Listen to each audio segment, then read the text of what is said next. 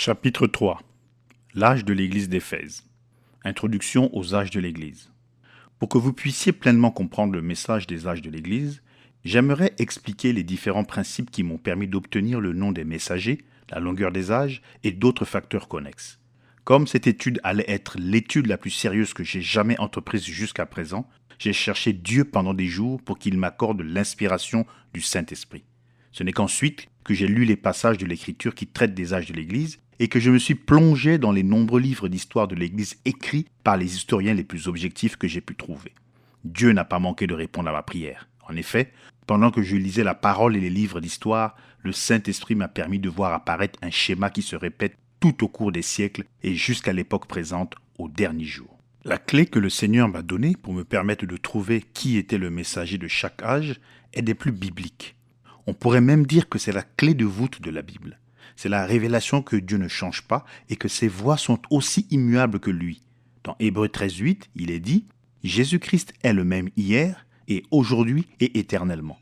Ecclésiaste 3, 14 et 15 « J'ai reconnu que tout ce que Dieu fait durera toujours, qu'il n'y a rien à y ajouter et rien à en retrancher, et que Dieu agit ainsi afin qu'on le craigne. Ce qui est a déjà été, et ce qui sera a déjà été, et Dieu ramène ce qui est passé. Voilà, un Dieu immuable aux voies immuables. Ce qu'il a fait en premier, il devra continuer à le faire jusqu'à ce que ce soit fait pour la dernière fois. Il n'y aura jamais de changement. Appliquez cela aux âges de l'Église. Le genre d'homme que Dieu a choisi pour le premier âge et la façon dont Dieu s'est manifesté dans le ministère de cet homme, ce seront là des exemples qui valent pour tous les autres âges. Ce que Dieu a fait dans le premier âge de l'Église, c'est ce qu'il veut faire dans tous les autres âges. Or, nous savons avec précision, par la parole consignée par le Saint-Esprit, comment l'Église primitive, l'Église de l'origine, a été fondée et comment Dieu se manifestait en elle. La parole ne peut pas changer ou être altérée parce que la parole est Dieu. Jean 1:1. Au commencement était la parole, et la parole était avec Dieu, et la parole était Dieu. En changer une seule parole, comme l'a fait Ève, entraîne le péché et la mort, comme il est dit dans Apocalypse 22, 18 et 19. Si quelqu'un y ajoute quelque chose, Dieu le frappera des fléaux décrits dans ce livre, et si quelqu'un retranche quelque chose des paroles du livre de cette prophétie, Dieu retranchera sa part du livre de vie et de la ville sainte, et des choses qui sont écrites dans ce livre. L'étalon, c'est donc ce qu'était l'Église à la Pentecôte. C'est le modèle. Il n'y a pas d'autre modèle. Quoi qu'en disent les érudits, Dieu n'a pas changé de modèle. Ce que Dieu a fait à la Pentecôte, il doit continuer à le faire jusqu'à la fin des âges de l'Église. Même si des érudits vous disent que l'âge apostolique est terminé, ne croyez surtout pas cela. C'est une affirmation fausse pour deux raisons. Premièrement, il est faux de penser que, puisque les 12 premiers apôtres sont morts, maintenant il n'y a plus d'apôtres. Un apôtre veut dire un envoyé, et il y a aujourd'hui beaucoup d'envoyés, mais on les appelle des missionnaires. Tant qu'il y a des hommes appelés et envoyés avec la parole de vie, on se trouve dans un âge apostolique. Deuxièmement, il parle comme si l'âge de la puissance du Saint-Esprit manifesté avait pris fin une fois la rédaction de la Bible terminée. Ce n'est pas vrai. Il n'y a pas même un seul passage de l'Écriture qui laisse entendre cela, mais il y en a beaucoup par contre qui affirment clairement le contraire. Voici la preuve que ces deux opinions sont fausses. Actes 2, 38 et 39. Pierre leur dit « Repentez-vous et que chacun de vous soit baptisé au nom de Jésus-Christ pour le pardon de vos péchés, et vous recevrez le don du Saint-Esprit. Car la promesse est pour vous, pour vos enfants, et pour tous ceux qui sont au loin, en aussi grand nombre que le Seigneur notre Dieu les appellera. » La promesse de la puissance dont les apôtres ont été revêtus à la Pentecôte est pour vous, les Juifs, pour vos enfants, les Juifs, pour tous ceux qui sont au loin, les gens des nations, et pour un aussi grand nombre que le Seigneur notre Dieu appellera, des Juifs et des gens des nations. Tant qu'il n'aura pas cessé d'appeler, le message et la puissance de la Pentecôte ne s'arrêteront pas. Ce que l'Église avait à la Pentecôte est son droit inaliénable. À l'origine, elle avait la pure parole de Dieu. Elle avait la puissance de l'Esprit manifestée par divers signes, prodiges et dons du Saint-Esprit. Hébreux 2, 1 à 4. C'est pourquoi nous devons d'autant plus nous attacher aux choses que nous avons entendues, de peur que nous ne soyons emportés loin d'elle. Car si la parole annoncée par des anges a eu son effet, et si toute transgression et toute désobéissance à la parole a reçu une juste rétribution, comment échapperons-nous en négligeant un si grand salut qui, annoncé d'abord par le Seigneur, nous a été confirmé par ceux qui l'ont entendu, Dieu appuyant leur témoignage par des signes, des prodiges et divers miracles et par les dons du Saint-Esprit distribués selon sa volonté. Cette église originelle n'était pas organisée par des hommes. Elle était conduite par le Saint-Esprit. Elle n'était pas très nombreuse. Elle était haïe et méprisée. Elle était opprimée. Elle était persécutée à mort. Mais elle était fidèle à Dieu. Elle s'en est tenue au modèle originel de la parole. Mais ne vous égarez pas ici.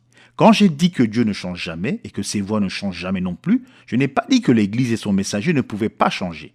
L'Église n'est pas Dieu. Par conséquent, elle peut changer. Ce que j'ai dit, c'est que puisque Dieu est immuable et que ses voies sont immuables, nous pouvons retourner au commencement pour y trouver l'acte initial et parfait de Dieu, ce qui nous donnera un étalon pour juger de la suite. Voilà comment procéder.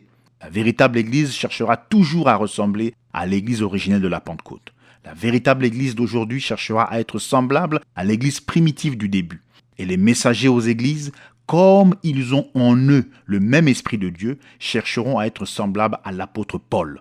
Ils ne seront pas exactement semblables à lui, mais les véritables messagers seront ceux qui seront le plus proches de Paul, qui était libre de tous les hommes, entièrement livré à Dieu, qui apportait uniquement la parole de Dieu et qui manifestait le Saint-Esprit avec puissance. Rien d'autre ne ferait l'affaire. Il faut partir de l'original. Comme un modèle original produit des exemplaires conformes, la véritable Église ne manquera jamais d'être celle qui essaie de suivre les traces de ses fondateurs de la Pentecôte, et ses messagers suivront l'apôtre Paul, le premier messager du premier âge de l'Église. C'est tout simple et combien merveilleux. Au moyen de cette clé toute simple, mais tellement merveilleuse, j'ai pu, avec l'aide du Saint-Esprit, lire le livre de l'Apocalypse et les livres d'histoire pour y trouver chaque âge, chaque messager, la durée de chaque âge et le rôle que chacun d'eux a joué dans le plan de Dieu de la Pentecôte jusqu'à la fin de ces âges.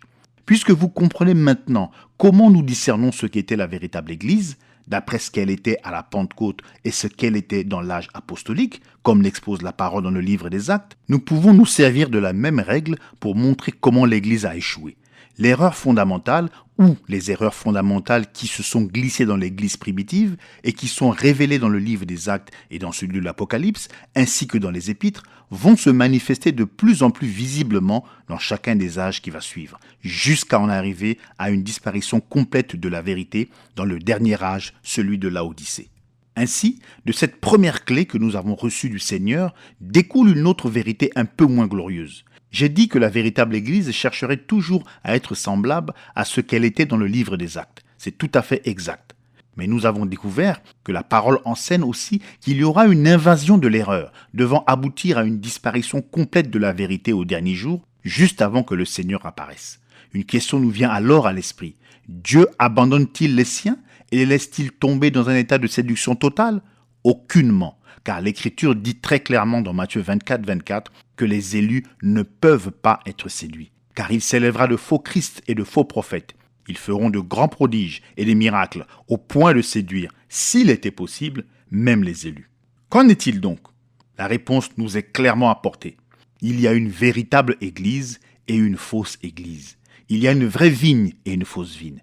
Mais il est évident que cette fausse Église, ce corps de la fausse vigne, essaiera toujours d'usurper la place de la véritable Église et prétendra toujours qu'elle est, elle, la vraie et l'authentique, et que l'élu ne l'est pas.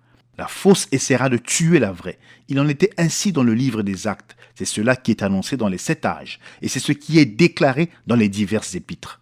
C'est ainsi que cela s'est passé. C'est ainsi que c'est maintenant. C'est ainsi que ce sera. Cela ne peut pas changer.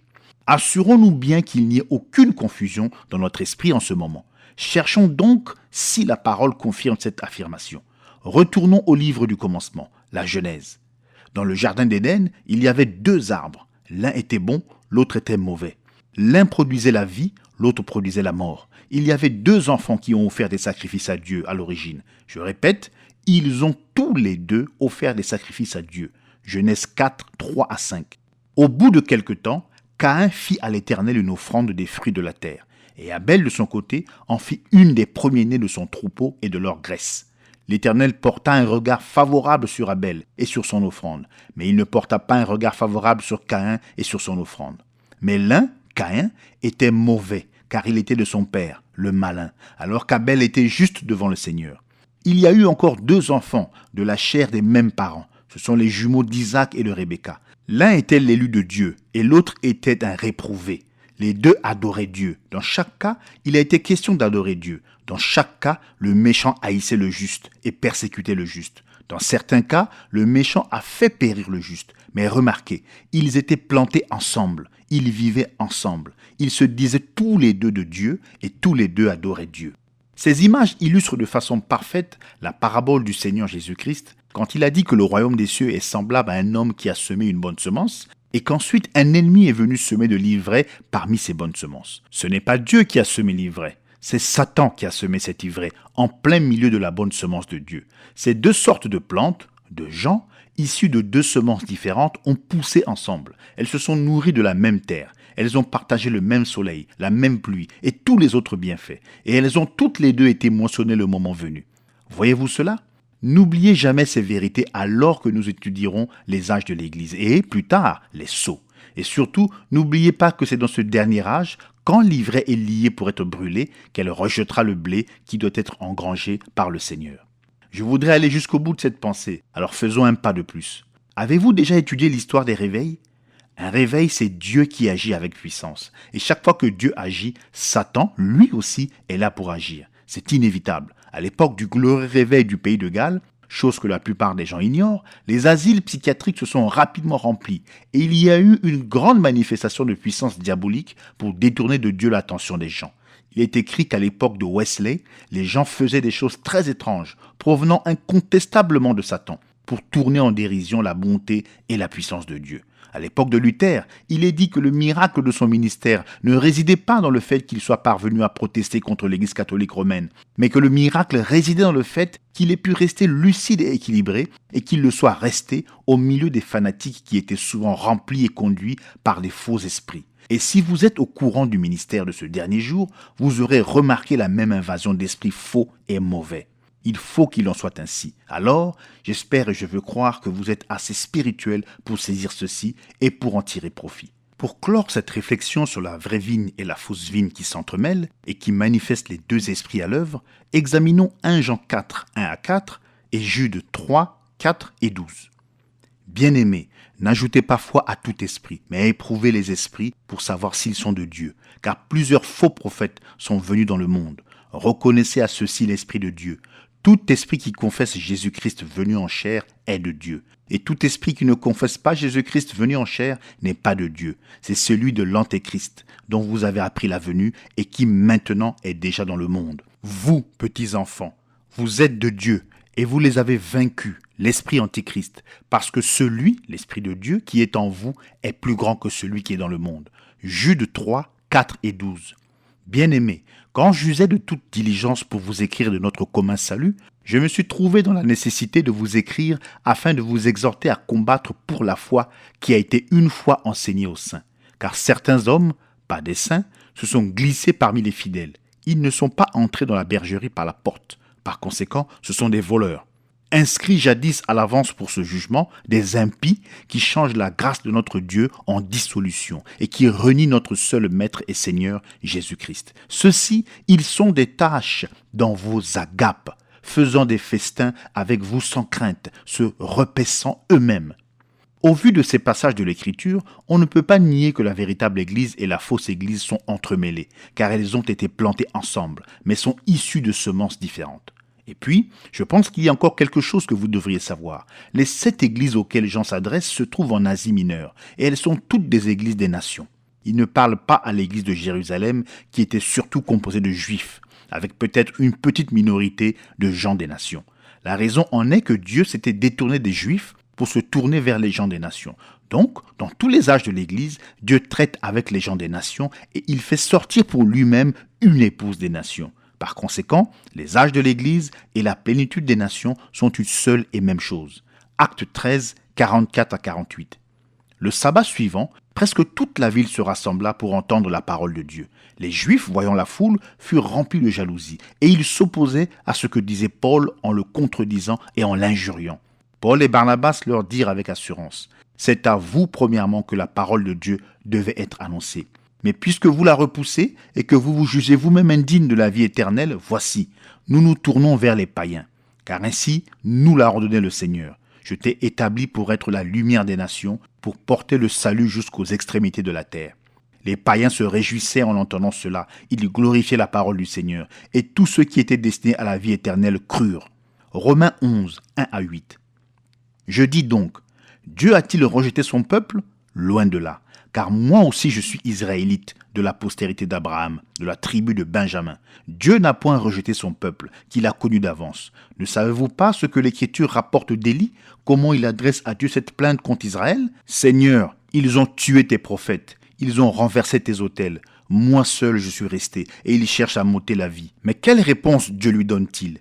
Je me suis réservé 7000 hommes qui n'ont point fléchi le genou devant Baal. De même aussi dans le temps présent, il y a un reste selon l'élection de la grâce. Or si c'est par grâce, ce n'est plus par les œuvres. Autrement, la grâce n'est plus une grâce. Et si c'est par les œuvres, ce n'est plus une grâce. Autrement, l'œuvre n'est plus une œuvre. Quoi donc? Ce qu'Israël cherche, il ne l'a pas obtenu, mais les élus l'ont obtenu, tandis que les autres ont été endurcis, selon qu'il est écrit « Dieu leur a donné un esprit d'assoupissement, des yeux pour ne point voir et des oreilles pour ne point entendre jusqu'à ce jour. » Romains 11, 25 à 29. Car je ne veux pas, frères, que vous ignoriez ce mystère-ci, afin que vous ne soyez pas sages à vos propres yeux. C'est qu'un endurcissement partiel est arrivé à Israël jusqu'à ce que la plénitude des nations soit entrée. Et ainsi tout Israël sera sauvé, selon qu'il est écrit « Le libérateur viendra de Sion, il détournera de Jacob l'impiété, et c'est là l'alliance de ma part pour eux, lorsque j'ôterai leurs péchés. En ce qui concerne l'évangile, ils sont ennemis à cause de vous, mais en ce qui concerne l'élection, ils sont bien-aimés à cause des pères. Car les dons de grâce et l'appel de Dieu sont sans repentir. » C'est cette église située en Asie mineure, possédait à cette époque reculée certaines caractéristiques qui sont devenues le fruit mûr des âges à venir. Ce qui était des petites pousses à l'époque est devenu une récolte mûre par la suite, comme l'a dit Jésus.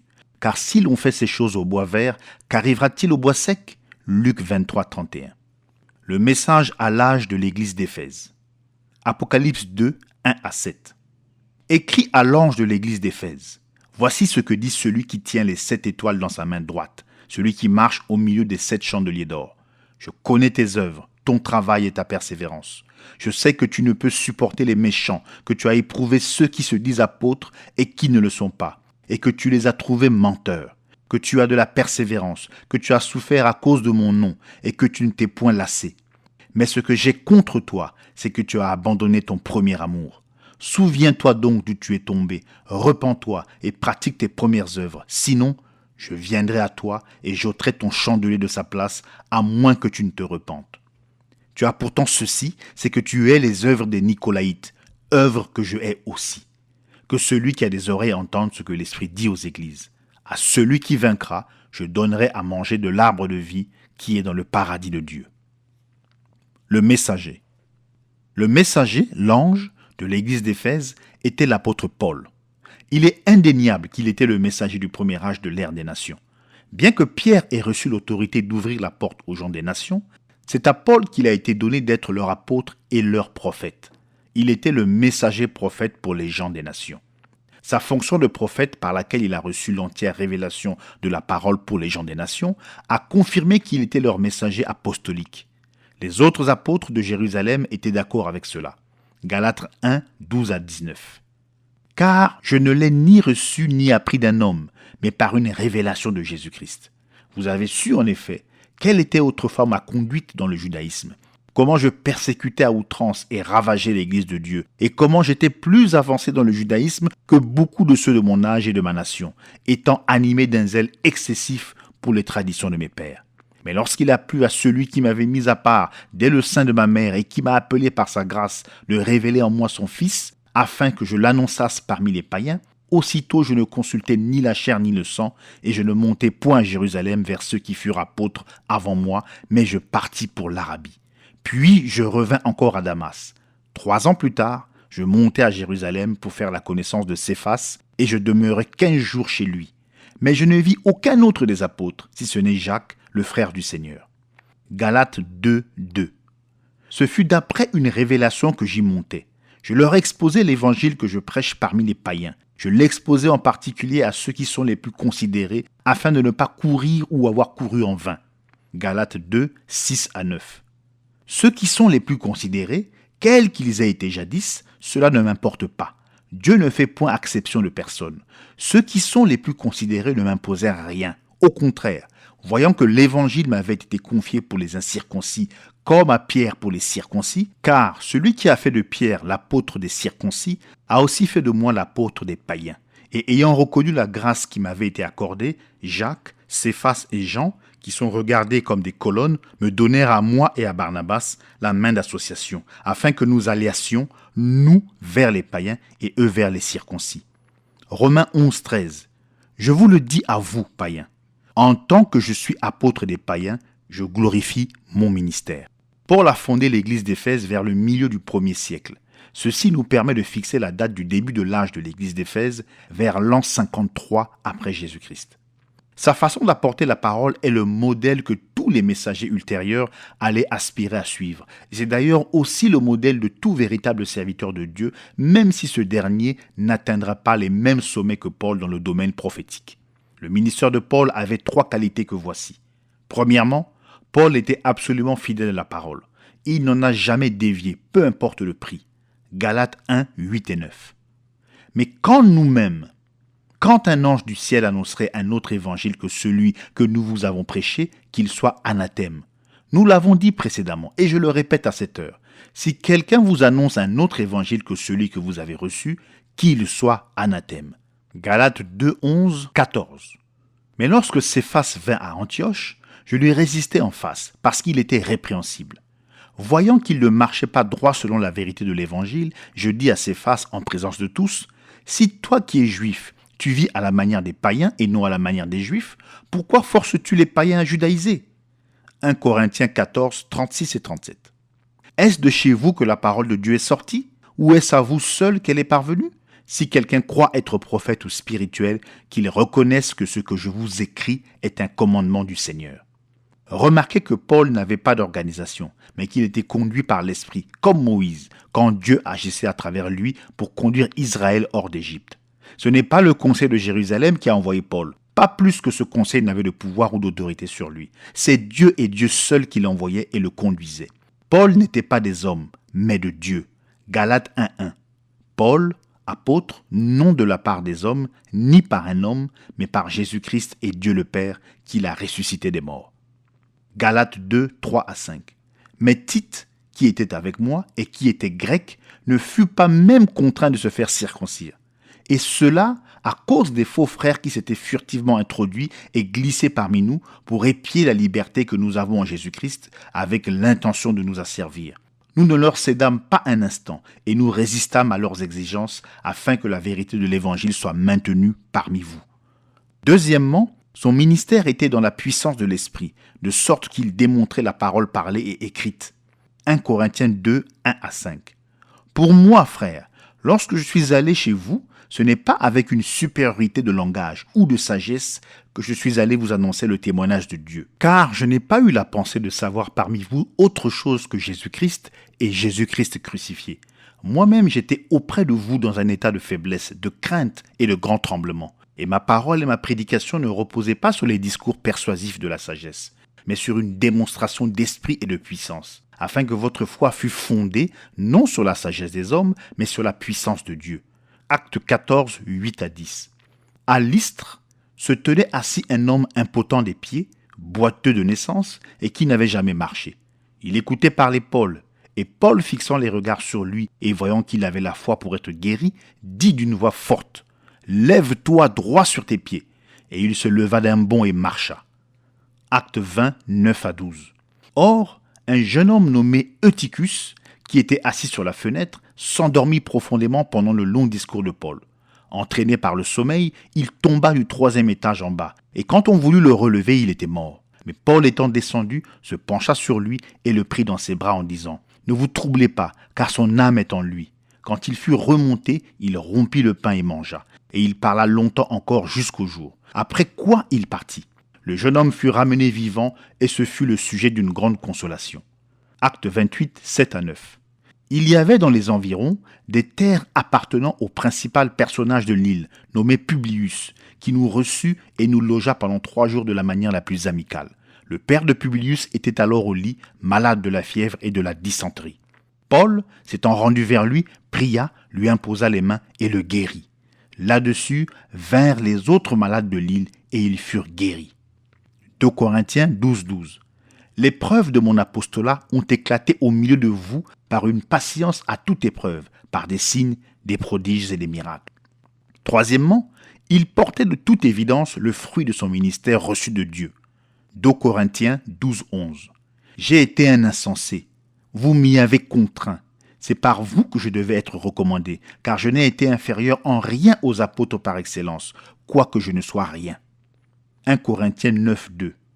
Si pour d'autres je ne suis pas apôtre, je le suis au moins pour vous, car vous êtes le sceau de mon apostolat dans le Seigneur. 2 Corinthiens 11:2. Car je suis jaloux de vous d'une jalousie de Dieu, parce que je vous ai fiancé à un seul époux, pour vous présenter à Christ comme une vierge pure. Paul avait été un moyen utilisé pour faire entrer des foules de brebis des nations. Il les nourrissait, il s'occupait d'eux jusqu'à ce qu'ils portent du fruit de justice et qu'ils soient préparés à rencontrer le Seigneur comme une partie de l'épouse des nations. Au moment où la révélation de l'Apocalypse a été donnée, d'après la tradition, Paul était déjà mort en martyr. Mais Jean poursuivait l'œuvre à sa place exactement comme Paul l'avait fait à l'époque de son ministère. Le fait que Paul soit mort avant que l'Apocalypse soit donné n'enlève rien au fait qu'il était le messager de l'âge de l'église d'Éphèse. Car le messager de chaque âge, peu importe quand il apparaît ou quand il disparaît, est celui qui, de la part de Dieu, marque cet âge de l'influence de son ministère de parole manifestée. Cet homme, c'était Paul. La ville d'Éphèse. La ville d'Éphèse était l'une des 3 plus grandes villes d'Asie. On avait coutume de l'appeler la 3e ville de la foi chrétienne, la première étant Jérusalem et la seconde Antioche. C'était une ville très riche. Elle était gouvernée par les Romains, mais la langue qu'on y parlait était le grec. Les historiens croient que Jean, Marie, Pierre, André et Philippe ont tous été enterrés dans cette belle ville. Paul, qui avait fondé la vraie foi dans cette ville, n'y est resté pasteur que pendant environ 3 ans. Cependant, quand il n'était pas auprès du troupeau, il pensait continuellement à eux en prière. Timothée fut le premier évêque d'Éphèse. 1 Timothée 1:1-3. Paul, apôtre de Jésus-Christ, par ordre de Dieu notre Sauveur et du Seigneur Jésus-Christ, notre espérance. À Timothée, mon enfant légitime en la foi, que la grâce, la miséricorde et la paix te soient données de la part de Dieu le Père et de Jésus-Christ notre Seigneur. Je te rappelle l'exhortation que je t'adressais à mon départ pour la Macédoine, lorsque je t'engageais à rester à Éphèse, afin de recommander à certaines personnes de ne pas enseigner d'autres doctrines. Le nom d'Éphèse lui-même a un sens composé étonnant, viser et relâcher. Les aspirations élevées de cet âge, qui avait débuté avec la plénitude de l'esprit, la profondeur de Dieu par laquelle il visait la vocation céleste de Dieu, commençaient à céder la place à une attitude moins vigilante. C'est avec moins d'ardeur qu'auparavant qu'on suivait Jésus-Christ, ce qui présageait que, dans les âges suivants, le véhicule physique appelé l'Église allait sombrer dans l'horreur de la profondeur de Satan. Elle s'était relâchée et commençait à dériver. Déjà, cet âge rétrogradait. Il avait abandonné son premier amour. La minuscule semence plantée dans cet âge d'Éphèse allait finir par se développer dans l'esprit de l'erreur, au point que tous les oiseaux impurs de l'air feraient de ses branches leur repère. Cette petite pousse semblerait, aux yeux de la nouvelle Ève, la nouvelle Église, si inoffensive d'après le raisonnement humain que cette nouvelle Ève se laisserait séduire par Satan. L'âge d'Éphèse lui avait offert le meilleur de Dieu et elle avait tenu bon pendant un moment, mais ensuite elle s'est relâchée. Et dans ce moment d'inattention, Satan a planté la semence de la ruine totale. Même la religion d'Éphèse est un type parfait de ce premier âge de l'Église, et elle donne le ton pour les âges à venir. En premier lieu, le magnifique temple de Diane, qu'on avait mis tant d'années à bâtir, renfermait dans ses enceintes sacrées une statue de Diane des plus ternes et banales. Cette statue était tout à fait différente de celle qu'on trouvait dans les autres temples dédiés à cette divinité. Elle était constituée d'une figure féminine, informe, dont la partie inférieure se fondait dans le bloc de bois duquel elle était taillée. Ses 2 bras n'étaient rien d'autre que 2 barres de fer. Comme ceci représente parfaitement l'esprit de l'Antéchrist qui a été relâché dans le premier âge. Il avait été relâché parmi les gens, mais il ne revêtait pas une forme qui aurait pu les alarmer. Pourtant, les 2 barres de fer qui constituaient les bras montraient que son intention était d'écraser l'œuvre de Dieu par le biais de ses incursions. Et personne ne semblait le remarquer, ni lui, ni ce qu'il faisait. Mais un jour, ils allaient le remarquer quand il allait utiliser ses bras de fer pour faire de ses œuvres une doctrine qui allait devenir la loi d'un empire. La façon dont était organisé le service du temple est aussi très révélatrice. D'abord, il y avait des prêtres, qui étaient des eunuques. Cette prêtrise stérile préfigurait la stérilité d'un peuple qui s'éloignerait de la parole, car un peuple qui prétend connaître Dieu en dehors de la parole est tout aussi dépourvu de vie qu'un eunuque stérile. Deuxièmement, le temple renfermait les prêtresses vierges qui accomplissaient les actes religieux du temple. Ceci annonçait le jour où les cérémonies et les formes, les rituels et les œuvres prendraient la place du Saint-Esprit et où les manifestations charismatiques cesseraient de remplir le temple de Dieu. Au-dessus de tout ceci se trouvait le grand prêtre, un homme doté d'un pouvoir politique et d'une grande influence. C'était là le signe d'un processus qui avait déjà commencé, même s'il n'était pas encore clairement manifesté.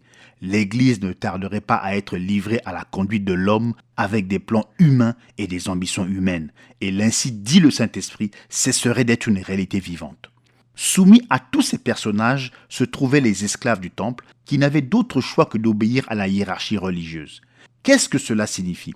Sinon que le clergé en place allait un jour réduire en esclavage les laïcs au moyen de manœuvres politiques avec l'aide de l'État et en remplaçant la parole et l'esprit par des credos, des dogmes et la conduite des hommes, pendant que les dirigeants se prélasseraient dans une richesse mal acquise et jouiraient de plaisirs souillés et que les pauvres gens du peuple qui, selon Dieu, devaient être servis deviendraient les serviteurs. Jésus, son messager et ses églises. Apocalypse 2:1. Voici ce que dit celui qui tient les 7 étoiles dans sa main droite, celui qui marche au milieu des 7 chandeliers d'or.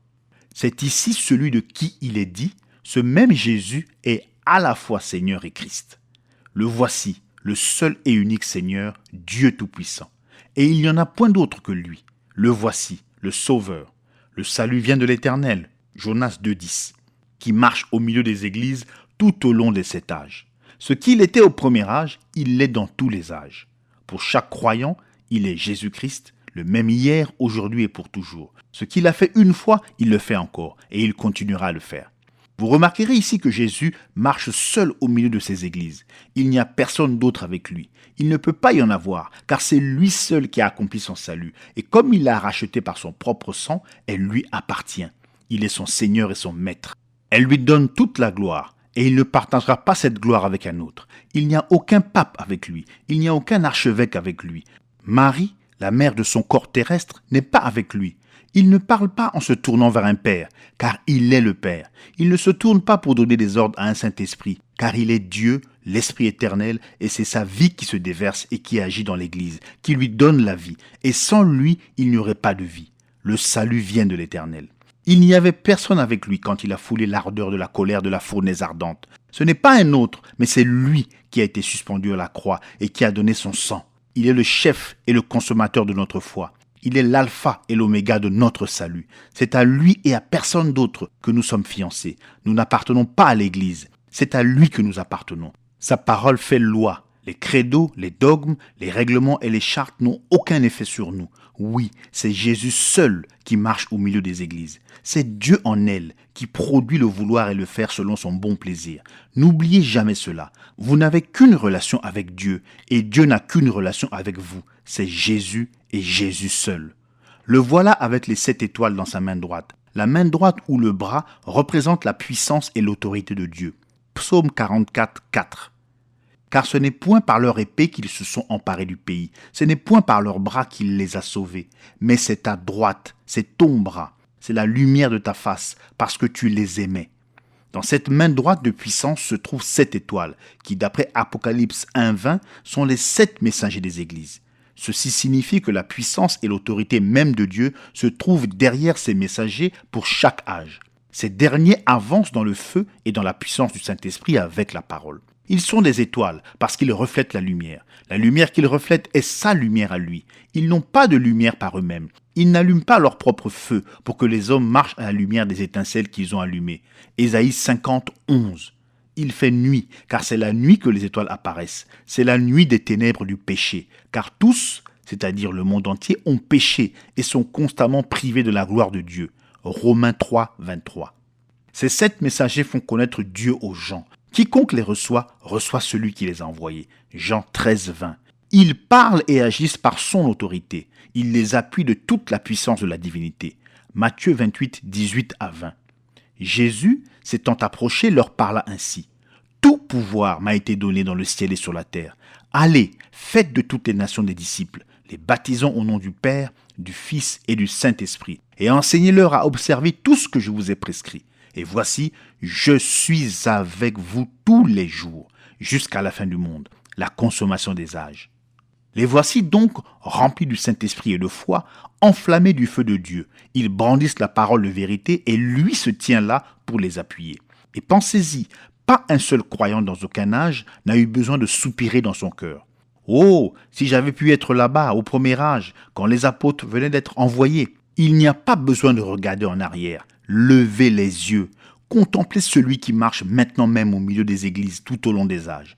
Contemplez celui qui est le même hier, aujourd'hui et pour toujours, et qui ne change jamais, ni dans son essence, ni dans ses voies. Là où 2 ou 3 sont rassemblés en son nom, il est au milieu d'eux. Et non seulement au milieu d'eux, comme un spectateur bienveillant ou comme un ange témoin, mais il est là pour exprimer exactement ce qu'il est. La vie, le soutien, le donateur de tous les dons excellents à l'Église. Alléluia. Qui marche au milieu des 7 chandeliers d'or. Comme ces mots sont remplis de sens, quand nous les considérons à la lumière de l'Écriture, qui le décrit comme Christ qui est notre vie. Oui, en effet, Christ est la vie de l'Église. Elle n'a pas d'autre vie. Sans lui, elle n'est rien d'autre qu'une société religieuse, un club, un vain rassemblement de personnes. Un cadavre, même paré de bijoux et de vêtements, reste un cadavre. De même l'Église, quoi que puisse réaliser ses programmes et ses beaux efforts, sans Christ, elle aussi est un cadavre. Mais quand il est avec elle, quand c'est lui qui la motive, elle devient à l'émerveillement de tous, son corps, la plénitude de celui qui remplit tout en tous. Et en cette heure même, il marche au milieu du chandelier d'or de ce dernier âge. Ce qu'il était quand il marchait au premier âge, il l'est encore dans ce dernier âge. Jésus-Christ, le même hier, aujourd'hui et pour toujours. 7 chandeliers d'or. Dans Exode 25, 31, il est dit: tu feras un chandelier d'or pur. Ce chandelier sera fait d'or battu. Son pied, sa tige, ses calices, ses pommes et ses fleurs seront d'une même pièce. La véritable Église de Jésus-Christ, l'épouse, est semblable à de l'or pur. Sa justice à elle, c'est sa justice à lui. Ses attributs à elle sont ses glorieux attributs à lui. Son identité à elle se trouve en lui. Ce que lui est, elle doit le refléter. Ce que lui a, elle doit le manifester. Il n'y a pas en elle de défaut. Elle est pleinement glorieuse à l'intérieur comme à l'extérieur.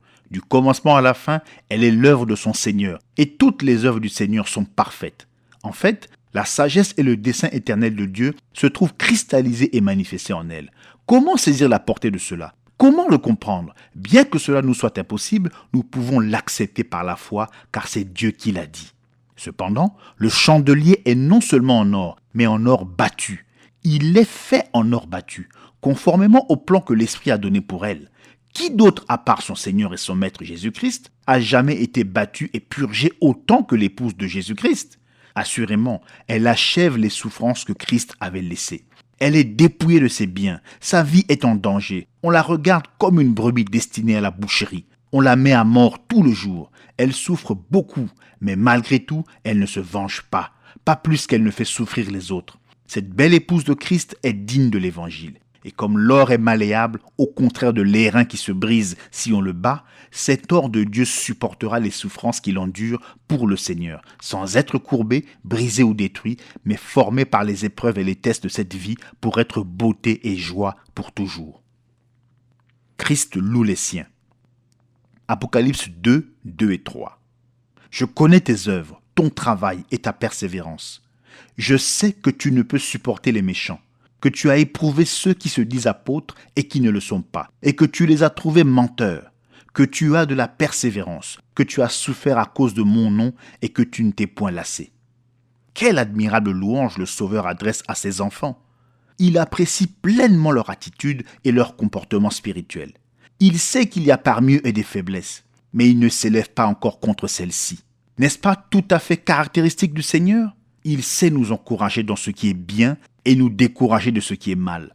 Nous pourrions tous tirer un bon enseignement de ceci pour la conduite de l'Église et de nos familles. Et mieux encore, nous pourrions tous tirer un bon enseignement car c'est exactement ainsi que Dieu traite avec chacun de nous. Saint de Dieu, ne te décourage jamais, car Dieu n'est pas ingrat pour oublier ton travail d'amour. Tout ce que nous faisons, même de donner un verre d'eau fraîche à quelqu'un, amène une récompense et une bénédiction du Seigneur. Je connais tes œuvres, ton travail et ta persévérance. » Alors qu'il marche au milieu de son Église, il est conscient des souffrances de son peuple et il s'en soucie. Comme à l'époque de la captivité en Égypte, quand il a entendu leurs cris, celui qui ne change jamais entend toujours les cris des opprimés alors qu'il marche au milieu d'eux. Le mot travail lui-même signifie une fatigue due à l'oppression. Non seulement le peuple de Dieu œuvre pour lui dans un travail d'amour, mais il souffre pour lui avec joie. Il porte le joug avec patience. Ce premier âge a subi de grandes persécutions. Il a dû travailler dur pour prêcher l'évangile et répandre la vérité. Leur vocation pour cette vie était de servir Dieu. Et quand leurs espoirs dans cette vie ont été anéantis, ils ont fait preuve de patience et ils ont tout remis à celui qui avait promis au ciel une récompense durable pour ce qu'ils avaient abandonné sur terre à cause de lui. Je pense que nous devrions nous arrêter ici pour développer l'idée que le peuple de Dieu a toujours été persécuté et le sera toujours. Vous savez que la Genèse est le livre des commencements et que ce dont vous voyez là le commencement se poursuivra jusque dans l'Apocalypse et ne changera jamais. Nous y voyons que Caïn a persécuté Abel et l'a tué parce que ce dernier était agréable à Dieu. Ensuite, nous voyons une image parfaite dans le fils d'Abraham selon la chair, Ismaël, qui se moquait d'Isaac, le fils de la promesse, et qui le combattait. Il y a eu Ésaü qui haïssait Jacob et qui l'aurait tué si Dieu n'était pas intervenu. Dans le Nouveau Testament, nous voyons Judas qui a trahi Jésus, tandis que les ordres religieux du 1er siècle ont tenté de faire périr les premiers croyants. Les enfants de ce monde, contrôlés par le diable, haïssent les enfants de Dieu, qui sont contrôlés par l'Esprit. Peu importe combien un chrétien est juste et droit vis-à-vis des gens, combien il est bienveillant à l'égard de son prochain, ne faisant que du bien, qu'il confesse que Christ est son sauveur et qu'il reconnaisse l'opération des dons du Saint-Esprit dans le parler en langue, la prophétie, la guérison et les miracles, et on le condamnera. L'esprit de ce monde hait l'esprit de Dieu. Et comme il ne peut pas vaincre l'esprit du Seigneur, il essaie de détruire le vase dans lequel l'esprit de vérité demeure. La persécution et les épreuves sont une partie naturelle, normale de la vie chrétienne. Il n'y a qu'une seule chose à en faire, c'est de toutes les remettre à Dieu et de ne pas juger et de le laisser lui s'en occuper et prononcer le jugement final. Tu ne peux supporter les méchants et tu as éprouvé ceux qui se disent apôtres et qui ne le sont pas et tu les as trouvés menteurs. Ces Éphésiens croyaient que le peuple de Dieu doit être saint. D'après ce verset, ils avaient pris des mesures pour éloigner du corps le levain du péché. De toute évidence, l'apostasie avait déjà commencé.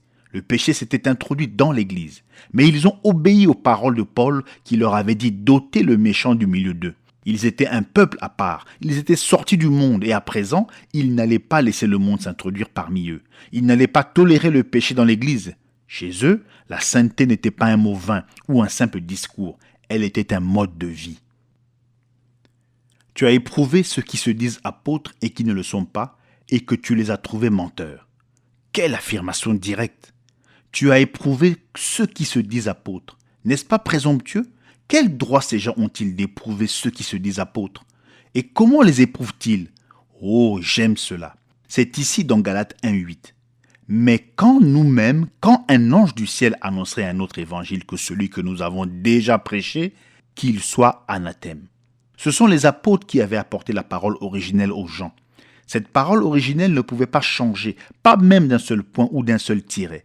Paul savait que c'est Dieu qui lui avait parlé. C'est pourquoi il disait « Même si je venais essayer d'apporter une deuxième révélation, essayer de faire une seule petite modification à ce que j'avais apporté à l'origine, que je sois anathème. » Vous voyez, Paul savait que la première révélation était juste.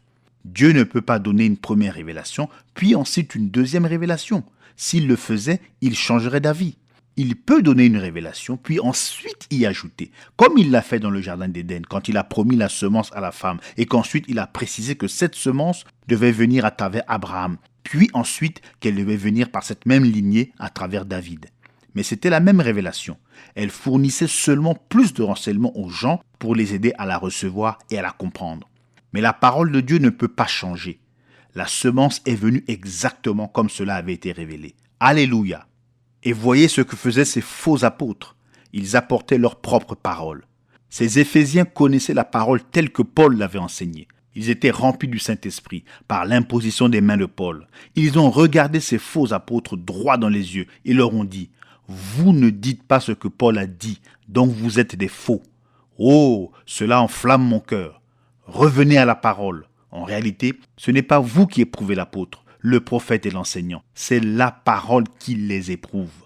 Un de ces jours, un prophète viendra à l'âge de l'église de Laodicée, et vous saurez si oui ou non il est vrai, celui que Dieu a envoyé. Oui, vous le saurez, car s'il est de Dieu, il se tiendra sur cette parole exactement telle que Dieu l'a donnée à Paul. Il ne déviera pas un seul instant de cette parole, pas même d'un iota.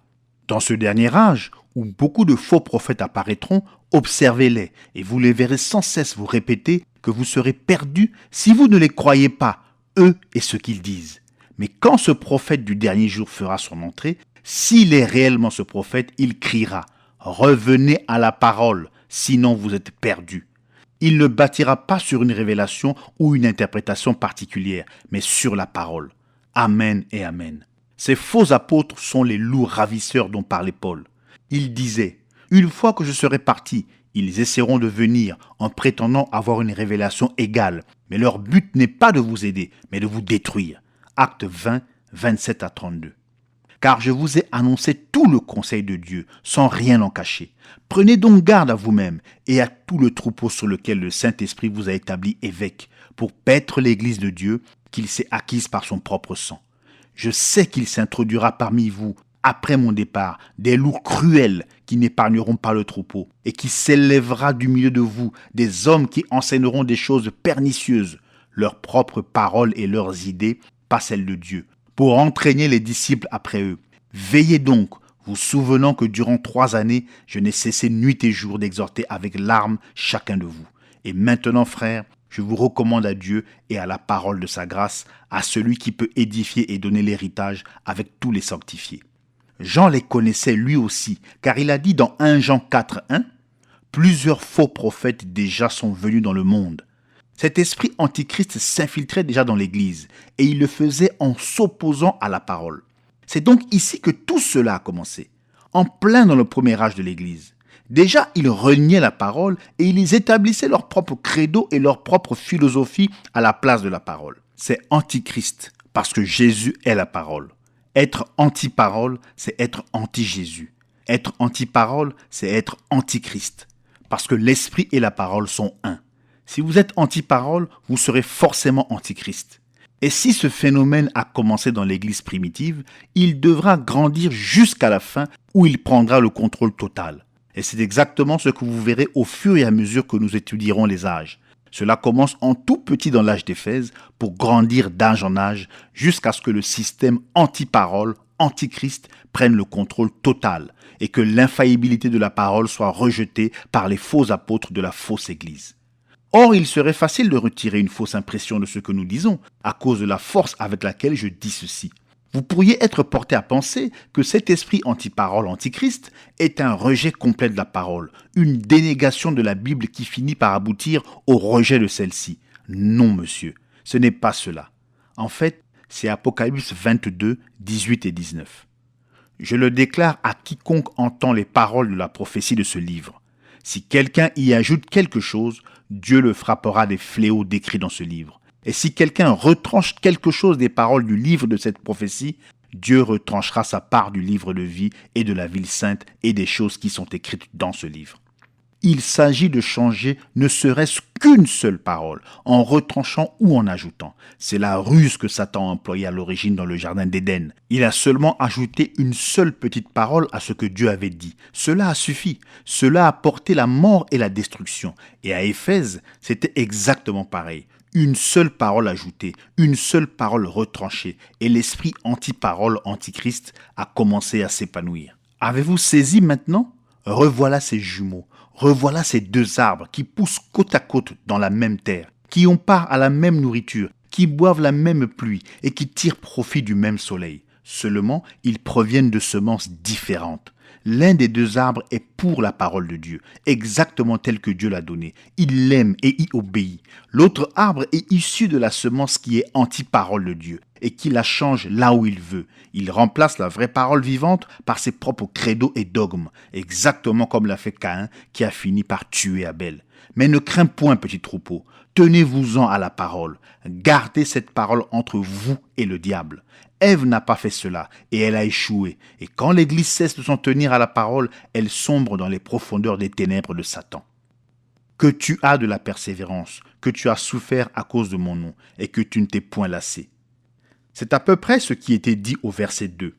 Mais au verset 2, les œuvres, le travail et la patience consistaient à garder la parole sacrée qui leur avait été remise, comme ils tenaient les adversaires à distance, comme ils faisaient honneur à Paul.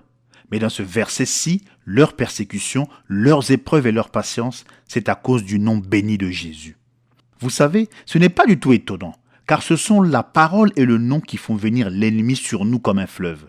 Cette parole puissante, qui se manifestait par des guérisons, des signes, des prodiges et d'autres manifestations, a amené les pharisiens à réclamer à grands cris la mort des vrais croyants. Et voilà que ce nom, que les Juifs haïssaient et méprisaient, est devenu la risée des gens cultivés qui riaient de penser qu'on puisse être assez fou pour croire en un homme qui serait mort, qui serait ressuscité et qui serait maintenant assis au ciel. Il y avait donc les attaquants religieux, les Juifs qui maudissaient ce Jésus qui était pour eux un faux Messie. Et il y avait les autres qui riaient à gorge déployée et tournaient en dérision le nom d'un nouveau Dieu qui pour eux n'était pas du tout un Dieu. Or, voici autre chose qui a débuté dans cet âge-là et qui va continuer à travers tous les âges en devenant de plus en plus obscur et profond. C'est que les gens rejetaient ce nom. Ce n'était pas la vraie église d'Éphèse qui le faisait. Non, monsieur, c'étaient les faux apôtres. C'était celui qui était à l'extérieur, qui essayait de s'introduire pour souiller les croyants. Les Éphésiens connaissaient ce nom et ils l'aimaient. Rappelez-vous comment cette église d'Éphèse avait débuté. Un petit groupe de gens qui cherchaient le Messie avait entendu dire qu'un prophète qui disait être le précurseur du Messie était apparu dans le désert de Palestine et qu'il baptisait les gens pour la repentance des péchés. Ces gens ont donc reçu le baptême de Jean. Mais quand Paul est venu à eux, il leur a montré que le prophète était mort, que Jésus était venu, qu'il avait accompli le sacrifice pour le péché en donnant sa vie et que maintenant, le Saint-Esprit était venu et entrerait dans tous les vrais croyants en Jésus, le Messie, pour les remplir. Quand ils ont entendu cela, ils se sont fait baptiser au nom du Seigneur Jésus. Et quand Paul leur a eu imposé les mains, ils ont tous été remplis du Saint-Esprit. Ils savaient ce que c'était d'obéir à la parole, d'être baptisés en son nom, Seigneur Jésus-Christ. Et ils savaient qu'ainsi, ils allaient être remplis du Saint-Esprit. On ne pouvait pas les faire changer d'avis. Ils connaissaient la vérité. Actes 19, 1 à 7. Ils connaissaient la puissance de ce nom. Ils ont vu que ce nom était tellement puissant que même des linges qui avaient touché le corps de Paul et qu'on envoyait au nom de Jésus à des personnes souffrantes pouvaient libérer les malades de toutes sortes de maladies et chasser des mauvais esprits. La merveilleuse efficacité de ce nom était tellement manifeste que des Juifs réprouvés d'Éphèse ont essayé de l'utiliser pour exorciser des démons. Actes 19, 11 à 17. Et Dieu faisait des miracles extraordinaires par les mains de Paul, au point qu'on appliquait sur les malades des linges ou des mouchoirs qui avaient touché son corps, et les maladies les quittaient et les esprits malins sortaient. Quelques exorcistes juifs ambulants essayèrent d'invoquer sur ceux qui avaient des esprits malins le nom du Seigneur Jésus en disant « Je vous conjure par Jésus que Paul prêche ». Ceux qui faisaient cela étaient 7 fils de Séva, juifs, l'un des principaux sacrificateurs. L'esprit malin leur répondit « Je connais Jésus et je sais qui est Paul. Mais vous, qui êtes-vous » Et l'homme dans lequel était l'esprit malin s'élança sur eux, s'en rendit maître et les maltraita de telle sorte qu'ils s'enfuirent de cette maison nus et blessés. Cela fut connu de tous les Juifs et de tous les Grecs qui demeuraient à Éphèse, et la crainte s'empara de tous, et le nom du Seigneur Jésus était glorifié. Ils connaissaient la vie droite qui accompagne celui qui porte ce nom. En effet, que quiconque prononce le nom du Seigneur s'éloigne du péché. Soyez saints, vous qui portez les vases de l'Éternel. Tu ne porteras pas le nom du Seigneur ton Dieu en vain. Ces Éphésiens étaient des chrétiens. Ils portaient un nom, et ce nom était Christ, qui était l'Esprit de Dieu en eux, et qui était l'une des 3 parties du nom de leur Seigneur. Que tu as souffert à cause de mon nom, et que tu ne t'es point lassé. Ce n'est pas pour Paul ou pour une organisation que ces croyants souffraient. Ils ne se consacraient pas à des programmes et à des institutions par lesquelles ils amasseraient des biens. Ils travaillaient pour le Seigneur. Ils étaient ses serviteurs et non les instruments d'une organisation. Ils n'allaient pas à l'église le dimanche parler de ce nom pour ensuite l'oublier pendant le reste de la semaine. Ils ne servaient pas ce nom des lèvres seulement. Non, monsieur, c'est leur vie qu'ils donnaient. Tout ce qu'ils faisaient, ils le faisaient en ce nom-là. C'est en ce nom qu'ils agissaient. Et s'ils ne pouvaient pas agir en ce nom, alors ils n'agissaient pas. C'étaient des chrétiens placés dans les lieux célestes, dont le comportement était dans le Seigneur. Mais ce groupe de la fausse vigne qui voulait souiller ce nom s'approchait, comme des loups qui rôdent dans les ténèbres en attendant le moment d'entrer pour déchirer. Mais les saints ont supporté l'épreuve et ils ont gardé la parole et le nom. Le reproche de Dieu. Apocalypse 2,4. Mais ce que j'ai contre toi, c'est que tu as abandonné ton premier amour. Pour comprendre ceci, vous devez savoir que l'Esprit ne parle pas seulement aux saints originels d'Éphèse. Ce message s'adresse à l'âge tout entier qui a duré environ 120 ans. Ainsi, son message est destiné à toutes les générations incluses dans cette période. Or, l'histoire se répète toujours. Dans les générations d'Israël, nous voyons une génération qui connaît un réveil. Puis, déjà dans la génération suivante, les feux diminuent. Dans la troisième génération, il peut rester quelques braises encore rougeoyantes. Mais dans la quatrième génération, il peut ne plus rien rester de la flamme originelle. Alors Dieu rallume le feu et le même processus recommence. C'est tout simplement la manifestation de la vérité suivante. Dieu n'a pas de petits-enfants. Le salut n'est pas transmis par la naissance naturelle, pas plus que la succession apostolique n'existe. Ce n'est pas la parole. Au début, il y a de vrais croyants nés de nouveau, mais quand la génération suivante arrive, ce ne sont plus de simples chrétiens. Ils ont pris un nom de dénomination et maintenant, ils sont baptistes, méthodistes, etc. D'ailleurs, c'est exactement ce qu'ils sont. Ils ne sont pas des chrétiens. Pour être sauvé, il faut être né par la volonté de Dieu et non par la volonté de l'homme. Mais toutes ces personnes se rassemblent maintenant par la volonté de l'homme. Je ne dis pas qu'il n'y en a pas parmi eux qui sont en ordre avec Dieu. Je ne dis absolument pas cela. Mais c'est que le feu originel s'est éteint. Ils ne sont plus pareils. Le désir fervent d'être agréable à Dieu, la passion de connaître sa parole, la soif profonde d'entrer dans l'esprit, tout cela commence à s'estomper. Et cette église, au lieu d'être enflammée du feu de Dieu, s'est refroidie et est devenue un peu formaliste. C'est là ce qui était arrivé à ces Éphésiens à l'époque. Ils devenaient un peu formalistes. L'abandon à Dieu disparaissait et les gens se souciaient moins de ce que Dieu pensait d'eux alors qu'ils commençaient à se soucier de ce que le monde pensait d'eux. La deuxième génération qui a suivi était exactement comme Israël. Ils ont réclamé un roi pour être comme les autres nations. En faisant cela, ils ont rejeté Dieu. Mais ils l'ont fait quand même. C'est l'histoire de l'Église. Quand elle pense plus à se conformer au monde qu'à se conformer à Dieu, on ne tarde pas à les voir arrêter de faire ce qu'ils faisaient avant et se mettre à faire des choses qu'ils ne faisaient pas au départ. Ils changent de façon de s'habiller, d'attitude et de comportement. Ils se relâchent. C'est ce que signifie Éphèse. Relâchement. Laisser aller. Ce cycle de réveil et de mort a toujours été. Il suffit de vous rappeler ce dernier mouvement de Dieu par l'Esprit. Quand les hommes et les femmes s'habillaient comme des chrétiens, qu'ils allaient à l'église, qu'ils priaient toute la nuit, qu'ils allaient au coin de la rue et qu'ils n'avaient pas honte des manifestations de l'Esprit. Ils quittaient leurs vieilles églises mortes et ils faisaient le culte dans des maisons ou de vieux entrepôts. Ils avaient une réalité. Mais avant longtemps, ils ont eu assez d'argent pour construire des églises neuves, toutes belles. Ils ont mis une chorale au lieu de chanter eux-mêmes pour Dieu. Ils ont donné des uniformes à la chorale. Ils ont organisé un mouvement. L'homme en a pris la direction. Ils ont tout fait de se mettre à lire des livres qu'on ne devrait pas lire. Ils ont levé les barrières et des boucs sont venus prendre la relève. Les cris de joie avaient disparu. La liberté de l'esprit était partie. Oh, ils ont bien entretenu une forme, mais le feu s'était éteint et il ne reste pas grand-chose d'autre que des cendres noircies. Il y a quelques instants, j'ai dit que Jean comprenait ce que c'était que d'aimer Dieu. Si l'Église commençait à perdre ce premier amour pour Dieu, ce grand apôtre de l'amour allait certainement le remarquer. Dans 1 Jean 5,3, il dit « Car l'amour de Dieu consiste à garder ses commandements, sa parole. » Le moindre petit écart par rapport à cette parole était un pas qui éloignait de Christ. Les gens disent qu'ils aiment Dieu, ils vont à l'église, ils crient même, ils se réjouissent, ils chantent et ils ont beaucoup d'émotions. Mais une fois tout cela terminé, observez pour voir s'ils sont dans la parole, s'ils marchent dans la parole, s'ils la vivent. S'ils font tout le reste et qu'ils ne marchent pas selon cette parole, alors ils peuvent bien dire qu'ils aiment Dieu, mais leur vie dit autre chose.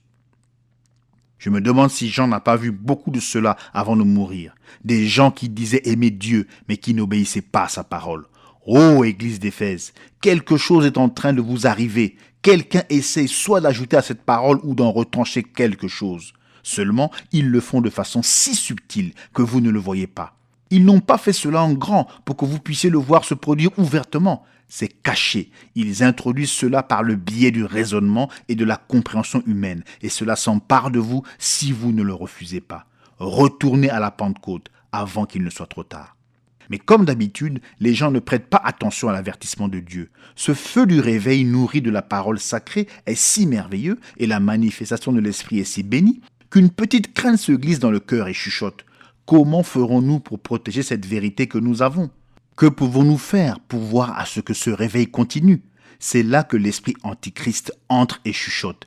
Écoutez, vous avez la vérité maintenant. Voyez donc à ce qu'elle ne se perde pas. Faites une organisation et établissez comme credo ce que vous croyez. Mettez tout cela dans un manuel d'église. Et ils le font. Ils font une organisation. Ils ajoutent à la parole et ils meurent, tout comme Ève est morte pour s'être méprise sur une seule parole. C'est la parole de Dieu qui donne la vie. Et ce qui compte, ce n'est pas ce que nous disons de la parole, mais c'est ce que Dieu a dit. L'avertissement de Dieu. Apocalypse 2,5. Souviens-toi donc d'où tu es tombé, repens-toi et pratique tes premières œuvres. Sinon, je viendrai à toi et j'ôterai ton chandelier de sa place, à moins que tu ne te repentes. Dieu leur demande de se souvenir. De toute évidence, quelque chose leur avait échappé. Ils avaient oublié quelque chose. Il leur disait de retourner en pensée à leur point d'origine. L'origine du premier âge, c'était la Pentecôte. Ils étaient tombés de là. Ils en avaient oublié la gloire et les merveilles. Il était temps d'y retourner en pensée, puis en réalité. De retourner à l'époque où ils pouvaient dire « Pour moi, vivre, c'est Christ ». De retourner à la pureté de l'époque où Ananias et Saphira n'étaient pas restés impunis, de retourner à la porte appelée la belle. Oh, quel opprobre que de s'éloigner de Dieu et d'approuver des actions qui souillent son nom. Que ceux qui prononcent son nom s'éloignent du péché et qu'ils gardent leur vase pur pour Dieu. Regardez ce que vous avez été dans votre cœur, dans vos pensées et dans votre vie, puis retournez à cela.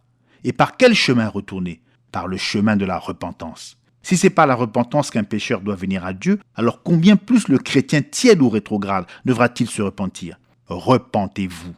Portez des fruits dignes de la repentance. Prouvez-le par votre vie. Si tu ne te repens pas, dit Dieu, j'ôterai ta lampe. Certainement, une église qui est dans un tel état ne peut pas donner de lumière au monde. Sa lumière est devenue ténèbre. À ce moment-là, Dieu lui ôtera son messager fidèle et ses bergers fidèles et il les abandonnera à eux-mêmes. Ils continueront alors à parler du christianisme, mais ils n'en auront rien. Dépêchez-vous de vous repentir, n'hésitez pas. De toute évidence, Éphèse a hésité, car elle n'a pas subsisté très longtemps. La gloire de Dieu a diminué très rapidement. Avant longtemps, la ville était en ruine. Son temple glorieux est devenu une masse informe. Le pays est devenu un marécage peuplé d'oiseaux aquatiques. La population avait disparu, à l'exception de quelques-uns croyants dans un village désolé. Il ne restait même plus un seul chrétien.